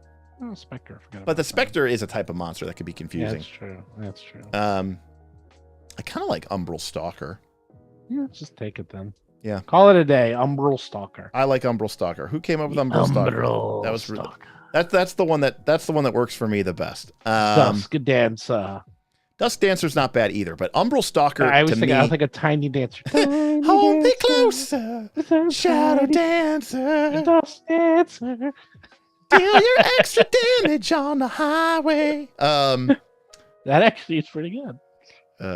Dark Piercer. Oh, you know what? I was randomly driving home today, and I don't know why, but I started singing "Can You Feel the Love Tonight" in an Elton John voice. I don't know why this happened. Everyone does that. I know. Well, because he did the radio version, not the movie version, but he released a single when the movie came out. Back when Disney would do that, right? Like they would make pop hit songs of the first. Or no, not. I'm sorry, not. No, he did "Can You Feel the Love Tonight," and he did a single for "Circle of Life." He actually did 2 songs off of that album. Yeah, he did "Circle." It was "Circle of Life." That's what I was singing. Circle of Life. I'm trying. I was like, why am I singing this? Twilight Assassin. I like that one too. Twilight's a good one. That one's actually pretty good too. Yeah, that one's actually really good too. I'm not saying we're going to get rid of Umbral Stalker because I do like. I would actually just keep that one around for another monster. You know what? Rick, like Rick, we've got a lot of monsters to make. We might just keep that one. I like that one a lot. That one's actually pretty cool. The Dread Striker. That could be the Striker even. Yeah, Zolgathor says it's a shame Shadow is all your creature. Yeah, that's why I'm trying to avoid the word Shadow. But then just do Umbral. No, I like Umbral Stalker, but I also like Twilight Assassin, so I think we're definitely gonna use it. Yeah, well, I think that one could be Twilight Sparkler. Twilight Sparkle. It's a pony, My Little Pony. Shroud's a good word too. I agree too. Shrouded is a good word as well. I mean, this is kind of stupid. I mean this. I really do mean this, but like coming up with like names for stuff is like one of my favorite parts of the hobby. I really just love like throwing names and looking up adjectives and thesauruses and nocturnal's a good. Oh yeah, I say that coming up not just actually more important than the name of the monster is you don't need it for this, but the name of the abilities is incredibly important because the abilities themselves that's the thing I love most about Pathfinder monsters is that you come up with really cool names for their abilities and attacks. Which is another thing I do, Stephen. When I'm playing in Foundry and a monster uses an ability, I hit the chat button in Foundry so that ability gets sent to the chat. Oh, I always have it. Yeah, well, yeah. No, so everybody can see it. Yeah, I do the same thing. I want them because number one, I want them to see the cool name, and number two, I want them to see how fucked they are. You know, like I love that moment when a creature goes to attack you and it's like, bloop, it pops up in your Foundry and you're like, oh man. And like, I'm not the biggest fan of Foundry. I think it's awesome. It's amazing. Obviously I prefer playing at the table, but one of the things I really do appreciate about Foundry, I'm a big believer, a big fan of sharing information with my players. I don't want my players to be, I have no idea what's going on. I have no idea how any of these abilities work because part of what makes the game fun is that players go, oh, wow, this ability is really powerful or this ability is really cool. And I have a good understanding of how this ability works. And so now I can start to think and formulate a plan, a tactic. Lollipop says when your players see the 10d6 before you even roll it. Exactly, Lollipop. I want there to be, you know what? We're making plans right now. My buddy just texted me this morning, and he said, week before or 2 weeks before Christmas, Vegas, you in? And I said, yes, of course. So we're making plans to go to Vegas. And why do I go to Vegas? To win money? No, because I'm not going to win money. To lose money? Of course not. I mean, who wants to lose money? I go to Vegas for the sweat. I go to Vegas for the sweat. And big part of role-playing games for me is the sweat. And so like, yeah, so exactly. So when that 10d, like if the damage just comes and all of a sudden you go, oh, I just took 50. There was no sweat there. I want to see the sweat. I want to see the players going like, 10d6 damage? Oh my God, what if it crits? That could do like 70. My character only has 65 hit points. Like that's... I know, it's my favorite part. You can't beat that. I love it. And what I actually do is that sometimes I rename the abilities. Sometimes I'll just say like poison or something. And then I will have like additional damage and it'll be like bad stuff or evil or just stuff. So Zolgathor just gave me a great idea. Not at all what you were intending, Zolgathor. He said, this attack deals Doom 2 on a critical strike that downs a character. All right, new idea. Ready? We're thinking ahead here, that's right? Really bad. We have 3 spires, right? We have the first spire, technically the weakest, right? Which is our spire of shadows. Okay. What do you do when you're in the shower? First one, everyone's doomed 1. Right. Well, and then in their second one, they're doomed 2. Nah, we could do that. That's kind of cool. But the second one is going to be the Tower of Doom or the Tower of Terror, whatever, the Spire of Terror. And the third one, I think I called it the Spire of Spirits, and it's the positive negative energy one. It's supposed to be the cleric one. What if in the Spire of Spirits, you do not suffer the wounded condition for being brought down and brought back up, but instead suffer the doomed condition? So you can't cure it with treat wounds, and you can't cure it with magical healing to full. So once you enter into the spire, you are on a single clock, and the creatures, when they bring you down, they're not even almost doing damage to your physical body in that spire, right? That's really bad. It's gonna do it. It's really hard. There's no wounded, right? There's no wounded. The doom clock. Instead, when your character falls, like a medical examiner looking at a character that falls in the Tower of Spirits or the Spire of Spirits would be like, this person, they went full Padme. She died of a broken heart, right? Like there's nothing wrong with her. Like it's all just negative energy. I wonder which is worse, Doom or Drained. They're both pretty horrible. They're both pretty bad, but the thing about Drained is ultimately Drained affects the combat balance because Drained gives them a penalty to fortitude. It gives them Doomed technically does nothing until they're just dead. Start dropping. Yeah, until they're just dead. Rain Hunter says that's terrifying. Do it. Yeah, I because part of what I want to do, right, is I do want to make these different dungeons feel a little bit unique. I do want there to be thematic ties. But how will they know? I guess they'll know when someone drops. Well, they'll know when someone drops. Yeah. Okay. Yeah, they'll be like, oh, by the way, you did what? They're like, what? Hey, Ben. I see you joined us here. It's pretty late. Sorry about that. We started early late today, so I feel bad, but then we also went really long anyways. Lollipop says, are you going to have mechanics that key off the doom condition? I don't know. I just thought of that idea, Lollipop. I wouldn't do that. But I think that's... Is there a way to reduce doom in the dungeon route? I think level 6 or level 4 restoration can reduce... Oh, yeah, Nin just says it. Level 4 restoration can reduce doom by 1. Good on you, Nin. I knew my restoration. It's a good spell. It's one of the few ones my cleric took. Aside from heal. My idea was definitely in the Tower of Fear. Remember how I said like in the Tower of Shadows, the Spire of Shadows? It's going to be a literal and metaphorical fight of light versus the dark. In that good versus evil way, but also in a literally like darkness, like I can't see anything, brightness, good for us, bad for the enemies. I want the Spire of Fear to be about mastering your fear. The idea that in an encounter between you and them, there's like, who's more afraid, us or them? And whichever group can master their fear will have a sizable advantage. And so definitely in that Spire, I want to have conditions that trigger off of your frightened condition. Like, if I was building this exact same creature for the Tower of Fear, instead of our Shadow Strike here, whatever we're calling it, what do we call it? We call it the Dark Strike, but we'll give it a better name, right? Our Dark Strike deals additional bonus damage if the creature's hidden, and then it deals an additional 2d6 points of damage if the creature is concealed. Note, this doesn't matter whether they're flat-footed or not. It just matters whether they're hidden or concealed. They would be flat-footed anyways. But in the Fear Tower, if I made this exact same creature, what I would probably say is, for every level of frightened you have, this creature deals an additional 2d6 damage.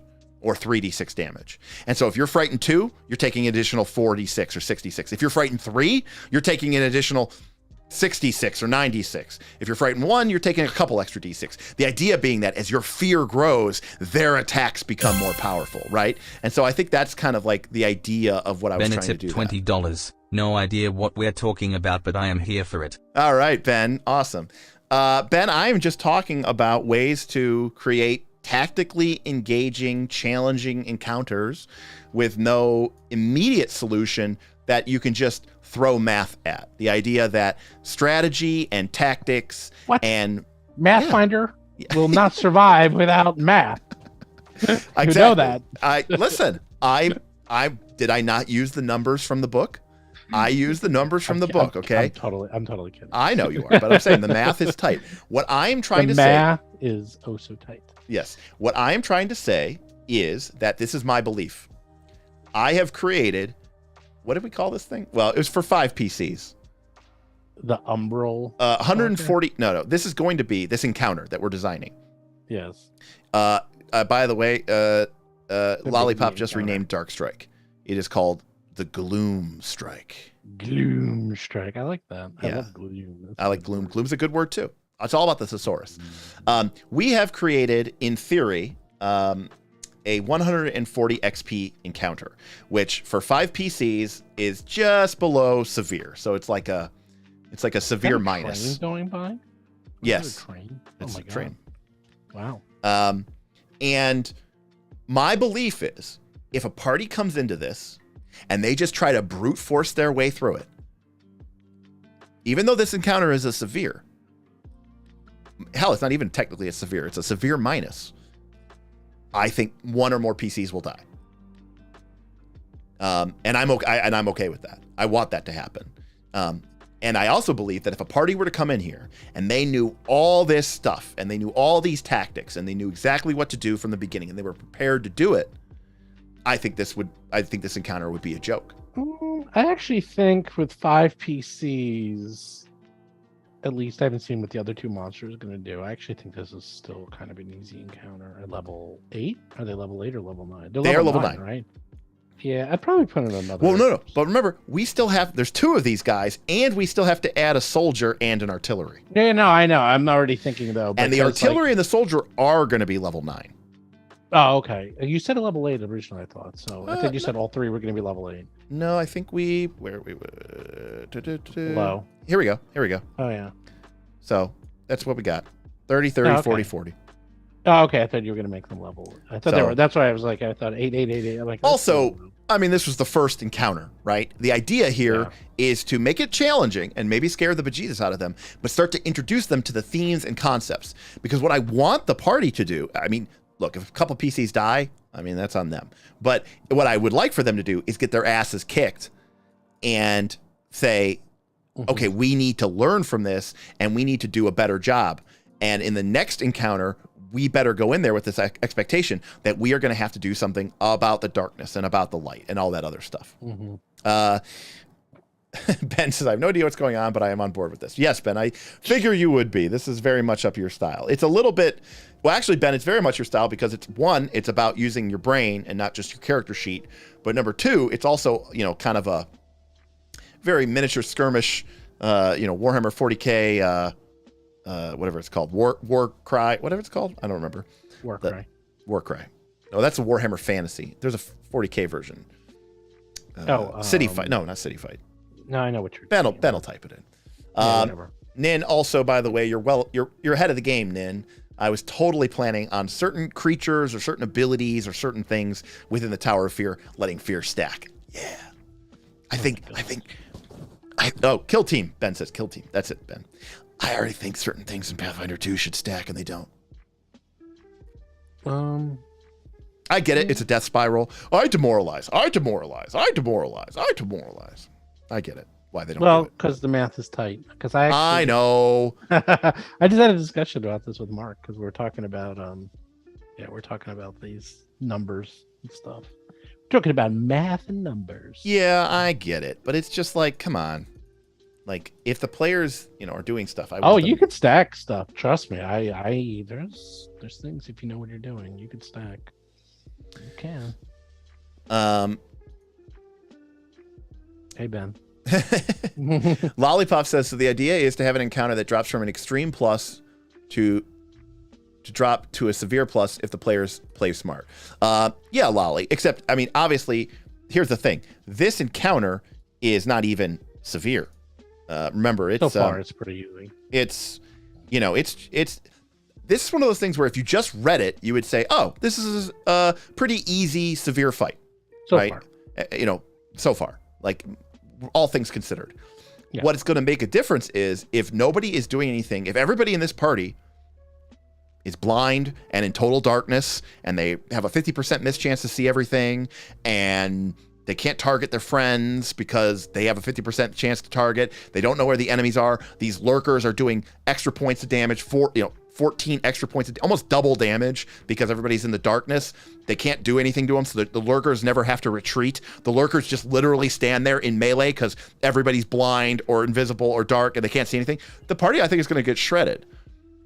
But if they can deal with that, and I hope they can, but here's the thing. It's not my responsibility as a dungeon master to assume that they can or can't. I will say that I wouldn't throw, like if I go, oh, the party just has to figure out that they have to fly. I wouldn't throw that at the party if they were level 1 or 2. That's not fair. But at this level, the party's level 9. Should they be able to handle magical darkness? Yes. Well, if they're getting shredded, I don't know. I'm thinking like it's like up invisibility. Like there's a lot of ways where you start. Yeah, right. And here's the thing. I don't know. I'm going to be excited. I'm going to be, I'm going to have a lot of fun watching the party figure this encounter out. And it's going to be on me to really let them do that. And here's the thing. Again, I can't stress this enough. They're going to learn things from this fight. They're going to learn things about, specifically about umbral stalkers, but they're also going to learn things about shades because they're going to find out that all shades, when they die, throw shade and explode into a cloud of darkness, which can blind people if you're nearby. And then the party's going to adapt their tactics because they're going to say, hey, do you remember when the barbarian and the fighter and the rogue were all around that shade and we killed it and then all of us ended up blind? Hey, let's not do that anymore. If the creature, and then we all died, and then we can't tell anyone else what happened. Oh no, you can tell people what happened. Oh, okay, you're allowed to. Yeah, you're allowed to cheat. There's no cheating. Now, I did say when I started this stream, I said, look, if people who are going to play in this watch this, you know, I mean, that's on you. I mean, if it's already spoiled for you, the least you could do is try not to spoil it for everyone else. But, you know, it is. You know what? Yeah, even if it's well, this is pretty spoiled because now you know all the tricks. Correct. Because I was going to say, even if you know the tricks. Yeah, but then maybe Derek throws something in that the group didn't expect, and he writes it down after the stream ends, just to fuck. You make over it the exact opposite. It's like it's all light. There's no darkness. They come in already to like cast lights and do all this stuff, and the next thing you know, it's all like super light, and then you got to cast darkness to counter it. Oh no! You're right. So, that's what I would do. So obviously we have been live for about 3 hours. And we designed one monster. Now, to be clear, I mean, if you're really designing monsters, like, I mean, like for a publication, I don't think that spending, hours on a monster is crazy. The idea needs to be, I mean, for a monster for publication, you need to put a lot more work into this. An average Paizo employee can do 4 a day. 4 a day. And that's, when they're not doing a live stream. I would say that typically for me, it takes me about an hour to 90 minutes to design a monster. So for me to design 3 monsters for this encounter would take me between 3 to 4 hours, typically, maybe, to do 3 monsters. And then the next encounter, I might reuse, I'm going to reuse these monsters in future encounters, but I might create another 2 or 3 monsters over the course of this entire dungeon. So this dungeon might have 6 different monsters that get used in various combinations throughout the encounters. And maybe, 1 monster. And look, and if there's a cool monster out of the bestiary or Battles of Bestiary, and it just works and it fits and it's on theme and it's got a cool, I'll throw it in. Like, why not? Like, I'll let, that's where letting the pros do some of the heavy lifting can be really nice. Because obviously if I, was using 3 monsters out of Bestiary, I wouldn't have to do any of this. But because of the way I build these things, I want them and I need them to do certain things. That's fine. So anyway, if you don't mind doing it, I do not. I will say I did not like doing this. So I fell in love with monster creation in 4th edition because of how easy they made it. I hated doing monsters in Pathfinder 1 and 3rd edition. In fact, I did not do anything I'm doing here in Pathfinder 1. It was horrible. It was painful. I did not add NPC levels to monsters. It was the most god-awful, horrible experience of my whole life. Yeah. Pathfinder 2 monsters in monsters in all those editions is atrocious. It's atrocious. It's impossible. Pathfinder 2 brings back about 80%, maybe 90% of the fun that I had so much fun building monsters in 4th edition. Easy too. Because it's easy. It is. Like you can trust. It is and it's not. It is and it's well, no, right. It is and it's not. Because here's the thing, and this is something I complained about. Maybe good for someone like you, Steven, because you run a business. But like my complaint with the guidelines and stuff in the books of the Paizo books is they give you these stats, but a monster's stats are like the most boring thing about them, right? What makes a monster sing, what makes a monster unique, what makes a monster cool are its abilities. And in my personal opinion, the Paizo books do a terrible job of teaching you how to build those abilities. Because it's really Well, you're right. You're right. It's so hard. It's like teaching someone to cook, because it's like you could have 10 people who get the recipe and everyone will, like, some people will do the recipe and it'll be perfect. Sure. And some people will be terrible, and some people will be like the best thing you've ever eaten. And what is the difference is just the subtle differences. Of course. Between, but at the same time, if you take something difficult to make, like, I don't know, like a souffle, you don't say, well, leave it to the pros. Don't even try to make this at home. I'm not even going to give you the recipe because, here's what I'll give you. I'll give you the ingredient list, but I'm not actually going to write down the techniques because I'm assuming you don't know how to, temper a sauce, or what's it called where you add something really slow and it's cold and it's hot so it doesn't curdle the milk. I think it's called tempering. But like my point is like, I don't like that attitude. I mean, I think that they should teach you how to play. Now, granted, tinfoil hat, like Paizo doesn't want you to make monsters. They want you to buy bestiaries. Just not true. They don't mind. I mean, they do and they don't. But it's easy to. Yeah, as someone who's literally going through the Battle of the Bestiary second one, and we're rewriting the silver and copper monsters, and some of these are like great idea, terrible execution. Dude. So I mean, I talk about this all the time, right? Like about how there is a huge difference between the idea and the execution. You can have a fantastic idea and not just a horrible execution. We're going through that right now. Mark is like, oof.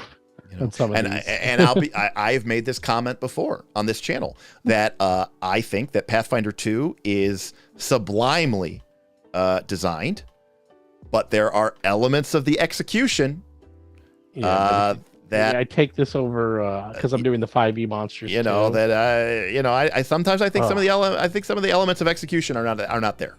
I just don't think. Yeah, but if you think that's true, then do some things in 5e. And I don't lose your hair. Like, look, like if I eat into a raw piece of steak and somebody says, well, it's better than a shit sandwich. I mean, I'm not trying to that doesn't change from my perspective. That's true. So it is interesting though, because it's. But at least there's rules and guidelines as opposed to just do whatever. By the way, people are saying I hope we get Steven in more future streams. And Zolgathor says I really like Steven, Mark, and Derek. They are fascinating. Y'all deserve way more views and subscribers. Zolgathor, I couldn't agree less. And I'll tell you why. Because I want more. You want more. But I'll tell you why we don't deserve more views and subscribers. Zolgathor, the reason why I don't deserve more views and subscribers. We're too geeky. No, it's because I don't make content for YouTube. I don't make content for the zeitgeist. I don't make content for the zeitgeist. What most people want is not what I do. It's not what I talk about. It's not what I present. I mean, I'm making Pathfinder 2 content, but 2 weeks ago I did 3 4-hour streams about Legend of the Five Rings.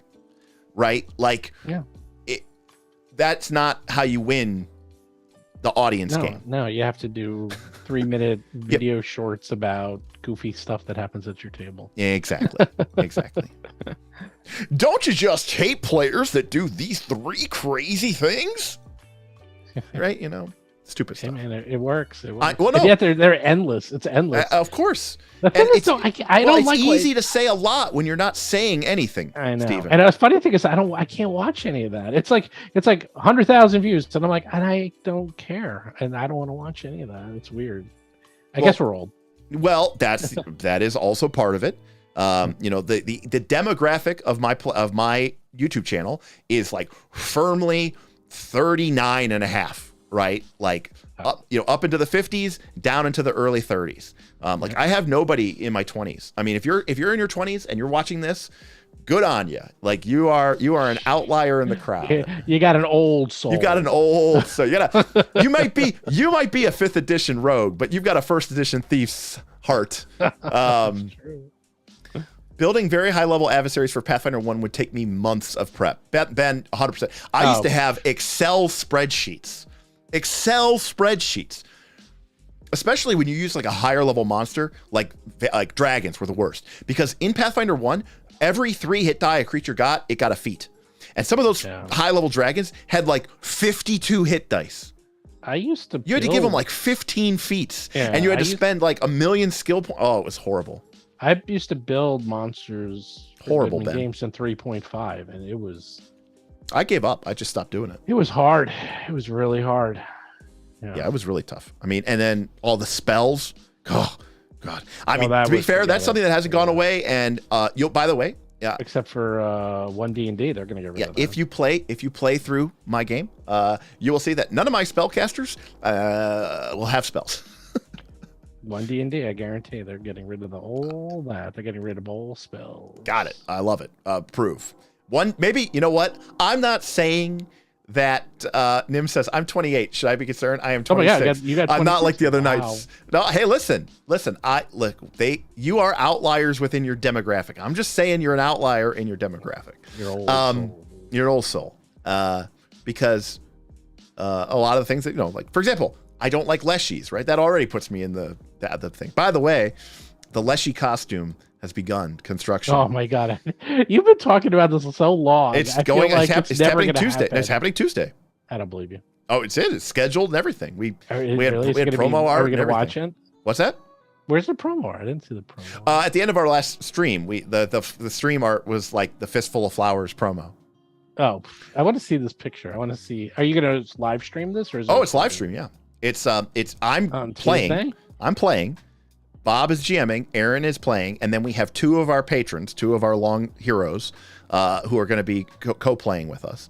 And I believe Aaron and I are going to be dressing up as our leshies. So I'm going to be dressed up as Popcorn.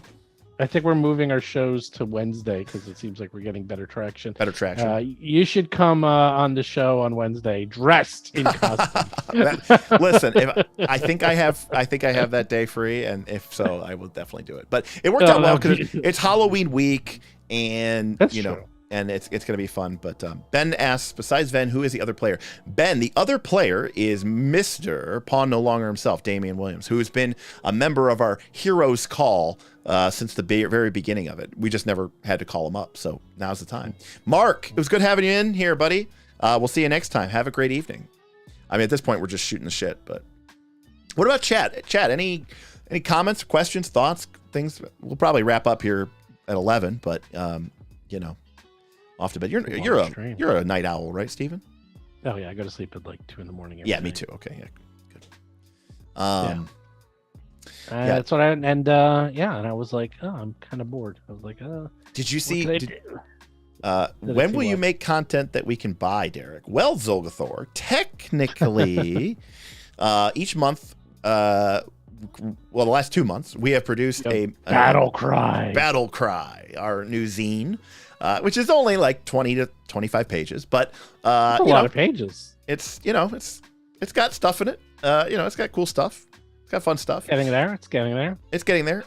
We're still trying to figure out what our productions, because ironically, we want to let other people write for it, and when we do that, we'll probably have to go to like every 2 months, because like once we're having to like deal with So much multiple, work. yeah, once we're having to deal with like people submitting articles and having to vet them and edit them, I don't think we're gonna be able to turn it around in 1 month, especially since this isn't our full-time job.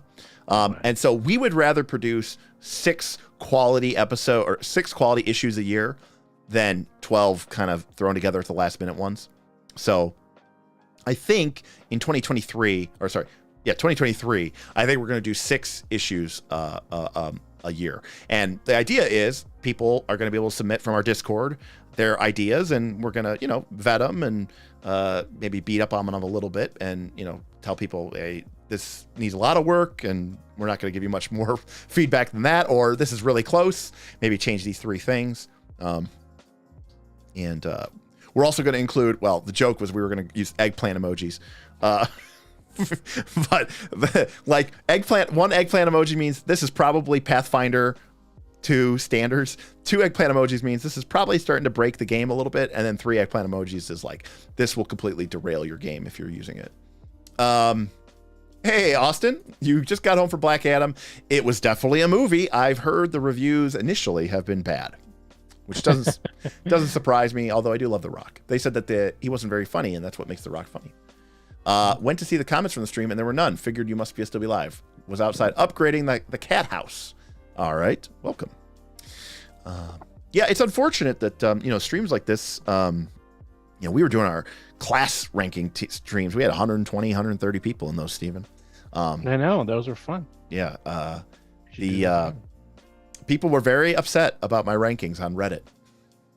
Oh, really? Oh, yeah. For the class? Well, yeah, what was your highest and what was your lowest? Well, I mean, it changed. We did 3 rankings for low level, mid level, and high level. Oh, okay. I saw some of it. The net is each level was fairly well distributed in terms of distributed.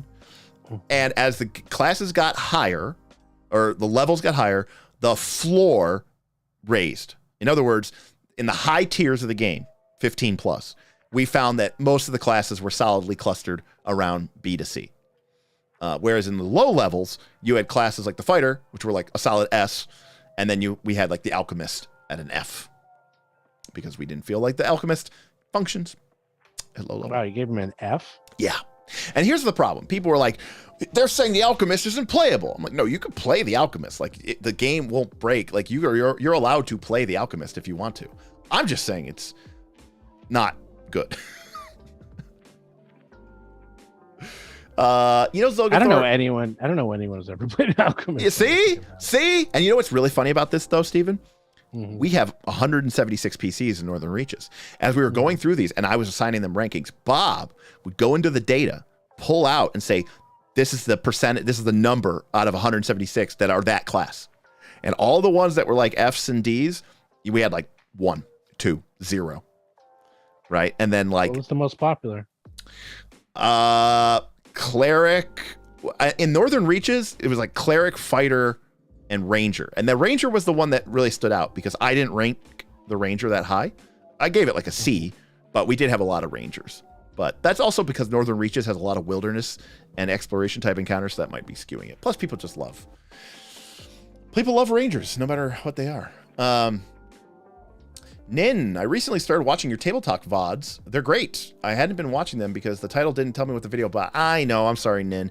The problem is, we talk about a lot. Table Talk is just the idea of, Table Talk, by the way, is a term used when you play like euchre, and it means that you're giving your partner information about what's in your hand, which you're not supposed to do. It's called Table Talk. But to me, Table Talk is the kind of conversations that we would be having if you and I were to sit down at a convention or at our game table, Friday night before the game started, and just have these sort of conversations with the chat and really just answer questions and vibe and, see to go with it. It's not very focused. So that is why it's unfortunate that it's kind of all over the place. I suppose I could, if I was a better YouTuber, I would go back and I would edit and update the title and the thumbnail and include what we talked about.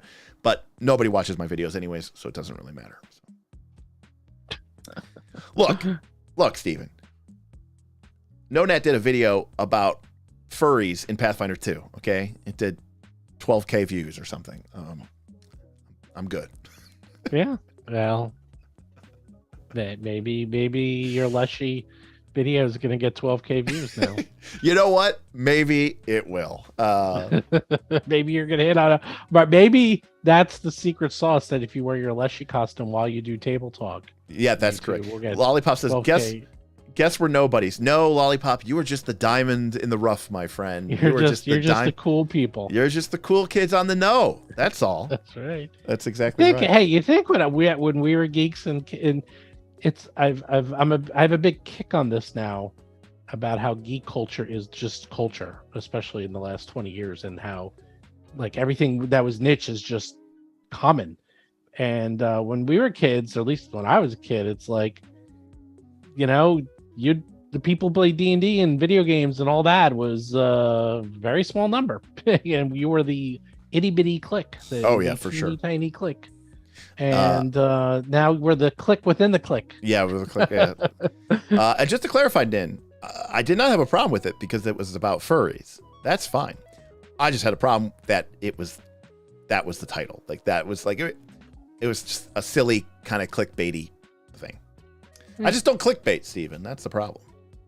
Well, I don't even know what clickbait is anymore. Well, I made a video once where I said, I'm upset at Paizo for producing Abomination Vaults for 5th edition.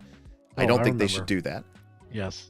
And then I spent 7 minutes in the video talking about I watched it too. how I was upset about Paizo making Abomination Vaults for 5th edition. And people accused me of clickbait. So I don't think it's clickbait. Well, of course that's not clickbait. I literally the video title and the thumbnail were exactly 100% what I talked about. Clickbait is where you go, win a free car, or I'm so, or you know what the ultimate clickbait is? Where it's like someone like a Twitch, like a YouTube goes, I'm leaving YouTube, and then I'm closing my channel, and then they go, and I'm starting a new one. Like that's clickbait. Yeah, I see. That's clickbait. You know, the thing is, I guess all the channels I just don't subscribe to any channels like that. So that's clickbait. That's actually part of it. It's like just the things I watch are like because a title interests you and you are compelled by it does not make it clickbait. Like if a book has a really, really compelling title and a really, really great cover, that does not make it clickbait. But if a book says 10 stock market tactics that will help you beat the market, and you open up the book and it doesn't contain any tips, it's just a bunch of random nonsense, that is clickbait. Got it. So all right, well, I guess I'm just unclickabaitable. Yeah, yeah. I mean, I'm trying to think. Oh, I did one clickbait title, and it was for April Fool's Day, because I said we're going to 5th edition or something. I don't remember what it was. Can Steven give the 311 on the Power Gaming stream vid? What was the takeaway? What? Right, the premise for those who missed it is Power Gaming good, bad? What is it? Yeah, actually it was interesting because it took us a while to get there. It was a good solid hour of us like figuring it out. It always takes us and this you too. Because we were really discussing it really came down to the only problem with power gaming, or when power gaming is a problem, is if you break the quote social contract of your group, in the sense that if everyone decides to do a 45-point build and everyone's fine with that, then that's not power gaming. That's everyone's just doing a 45-point build. Everyone's just playing superheroes. You know, it's bad when one person decides that they are going to, you know, have the 45-point build and everyone has a 15-point build. I actually completely agree with that. Yeah, it's basically, it comes down to the social contract. Like, if everyone decides to be powerful, then there's nothing wrong with that. Right. It's the old Incredibles line. It's like when everyone's super, no one is. You know. Like if we decided, you know, hey, we decided we're going to like really focus our characters on taking very narrative feats and skills that really round out our characters, but maybe aren't the most useful thing mechanically, whatever. And then one player shows up and they are just constantly choosing the most powerful, the best option each and every opportunity. Right. Then you're like, okay, now you're starting to interfere with the flow of the game. And actually, Damien writes, power gaming is the only problem if you min-max. Actually, that's not true. We went into that. The problem is if you max. If you min max, that's actually not even bad. So, okay, definition. Pathfinder assumes that you min max. Yeah, by the way. definition. We were discussing this on debate. I grew up, the internet and forums and video games and role-playing games and all that. Min-maxing to me meant minimizing your weaknesses and maximizing your strengths. And some people seem to think that it meant like being as strong as possible in one region, even if it means being super, super weak and vulnerable in everything else or a bunch of other reasons. But my mindset, min-max, was the player who basically says, I want to be Superman. I don't, without the kryptonite. Yes. Like, I want to have no weaknesses, only strengths. That's max-maxing. Oh, see, I call that min-maxing. Well, people call it min-maxing, but here's the thing, and we talked about this on the stream, is that I've played games where people min-minned, where they actually broke. I've talked about this before. It's like my Kingmaker campaign. We had 4 players, and 2 of them built broken characters and tried to work their way through the whole adventure by talking. And then by the end of the first book, they suicided their characters because it was so bad. And because you can't do that. It's a freaking, it's built for combat. If you're going to not play combat, you can't play Pathfinder. And it just was atrocious. And then maxing is when we were playing 3.5 in Age of Worms. And the monk, when we did rolling, he was one of these guys that had played a 3.5 monk, and every one of his stats was like 18, 18, 17, 17, 16, 15. Those were his stats. And he was steamrolling everything. And then we found out about point builds. And I looked at it, and he had a 54-point build. And I was like, dude, you're rebalancing your character. Well, he rolled it fair as square. He didn't roll it, and we all do it, and because it wasn't fun for us because he was so strong. Sure. And like the other characters I did for all the characters, the others were in the 30s. It's like playing Pathfinder 2, in the 50s. And you have a fighter it's like playing Pathfinder 2, and you have a fighter in the party. Yeah, but yeah, you be right. You see what I'm right. And that's maxing is that you. And the other thing is, in my opinion, is power gaming is also cheating. Is that you literally cheat or are a baby at the table, like when things don't go your way, when you can't do the win more button, you can't win every encounter, no matter what. I think that's more of a personality trait that is associated with power gaming. Yes, but because we're talking about munchkin and we're talking about that, but basically it came down to don't max, don't min either, because that actually will ruin the game in the other way. Listen, you're talking to me. Right, you need to go talk to everybody else out there who thinks there's like this virtue in making a horrible character. Well, my guys make broken characters, but not in ways that break their characters. They make it interesting that they're stupid or like they're role playing, and it makes it good. But trust me, when push comes to shove, they still do a ton of damage, and they're very good. They're very good at what their classes do. Right. And you have to build that way. And if you don't, you will break your character. Yeah. I fundamentally agree with that. I think it's all about a social contract. And if what your group, that's what if what your group is, like, for example, we played a Pathfinder 1 campaign. We had mythic adventures. We had mythic ranks. All the players had mythic ranks. They were all crazy. They were all nuts. It wasn't really power gaming because that's not power gaming. If everybody was doing it, then, everybody was doing it. All the cool kids were doing it. So we did it too.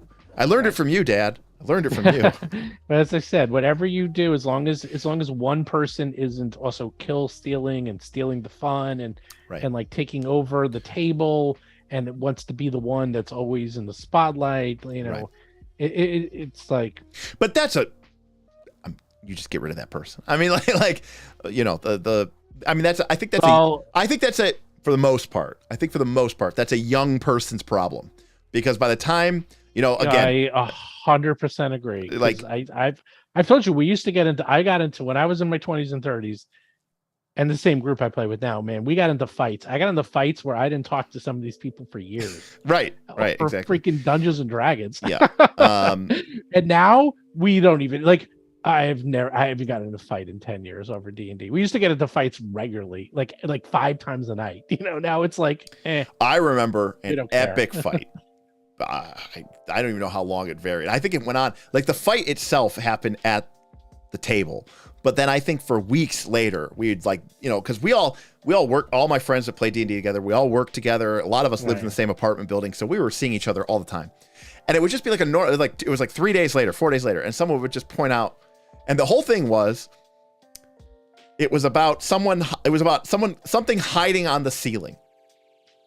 oh, Right, yeah, without that's sort of, I hate without- it It didn't have cover and it didn't have concealment or anything like that. But the idea was like, well, you didn't look up. And you're like, Yep. of course you look up. Everybody looks up. Are you looking up right now? Right? I've like, heard, and it was like this unbelievable. You know what? You know what? You show them that video. You know that video where it's like count the number of times they pass the basketball. Right. And then you watch it, and there's a like, gorilla. Did you see the gorilla walk through? You know, it's one of those like. Trust me, you don't look up. 100%. I mean, like I always say before, like go out with a bright flashlight. Glow out into the woods with a bright flashlight on a dark night, and see how well you can actually see, and realize that our extrapolation of what our D&D characters could see is so generous. I know. That actually, but that's the thing. It's like you get into these huge fights, and I just for what? We're debating whether or not a creature could hide. And so one of our patrons, GM Scott, said something great when we were all at Origins together. He said, and I'm paraphrasing here, but he basically said like, you could waste my time or you could waste my money, but if you're wasting my time or you're wasting my money, I can just get more money. But if you're wasting my time, I can't get more time. Right. You're killing me. So please don't. Like, I'd rather you waste my money than my time, honestly. And I feel 100% the same way. Time is money. Ugh. Or is money time? If time is money. Well, if it's a reflexive property, then yes, money is time and time is money. Here we go. Just saying. Anyways, it's 11 o'clock. Steven, thank you for hopping on the last minute. That was pretty crazy. I know. I didn't expect to be on this long. And it was like, oh, how long this goes. You make my streams look short. I know. Those class tiers those were our longest. We went for 4.5 hours on the one. Well, we did. I like that one when we did the spells. That was fun. The level 10 spells. Yeah, that was awesome. Cool. Well, keep in mind there was 90 hours of that. Satir, good night, buddy. Hey, if you watched this and you enjoyed this conversation and you enjoyed this very, very methodical approach to building even just a single character, I know it's like the methodical approach where we got one monster. Listen, it's about the process, Steven. It's about the process. Are you going to do the rest on stream? Or are you going to? I don't know. I mean, I need to get this thing done so I can run it for people. When is it? Next week? I'd like to start running it next weekend. So okay. that's my goal. And then kind of run into the next. And like I said too, the idea is I can reuse some of these monsters, so it shouldn't be a problem. So, but yeah, I do need to get it done. But what I will say this is, obviously, if you're a member of the Patreon, you have number one, you can't join the Northern Reaches campaign now. I'm sorry. It closed October 15th. Boo.